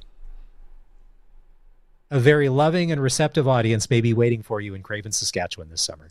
He's probably not going to do that again. Have you guys ever had to... Now, I don't know if you guys have been around long enough and the world has changed, but I've been part of some work parties, whether they be Christmas parties or staff parties, where certain members of the staff or management have had to come in and apologize the following day or after the weekend for their actions and what they did. Curtis, can you keep the Bailey Zimmerman tape handy just in case anybody has an incident to say, listen, I made a mistake. I was drinking. I didn't mean to. Yeah. I want to apologize. No one pays to see us, so one of those things. But so out of the two of you, as far as the drunken apology goes, I'm keep in mind Colson's the quiet one, but Curtis, to me, that's you all day long. That when you do decide to fall off the edge, it's a long way down. All right, Colson's going to write that one down in the notebook. And do then you have a we'll particular just call year that when I'm going to crash out, or just in general? No, it could be in a couple of weeks here, if depending on how the show goes. We'll just call it the Bailey Zimmerman, and we'll leave it at that. Thanks for being part of the show. Barney's back in tomorrow. If you missed any of this, so I don't know if any of this is worth a rewatch or a re-listen, but if you want, all the podcasts are sitting there, Apple, Spotify, and at sportscage.com. It's the all-new Sportscage. Have a great night. We'll see ya. When you want the best for your truck, you want Line-X. Your truck has withstood the harshest elements Saskatchewan has thrown at it. Rocks, gravel, rain, sleet, and snow, and left with no chips, no rust. Line-X protective coating keeps your truck's bed liners, rocker panels, and bumpers looking like brand new. Don't settle for Brand X. Go with Line-X.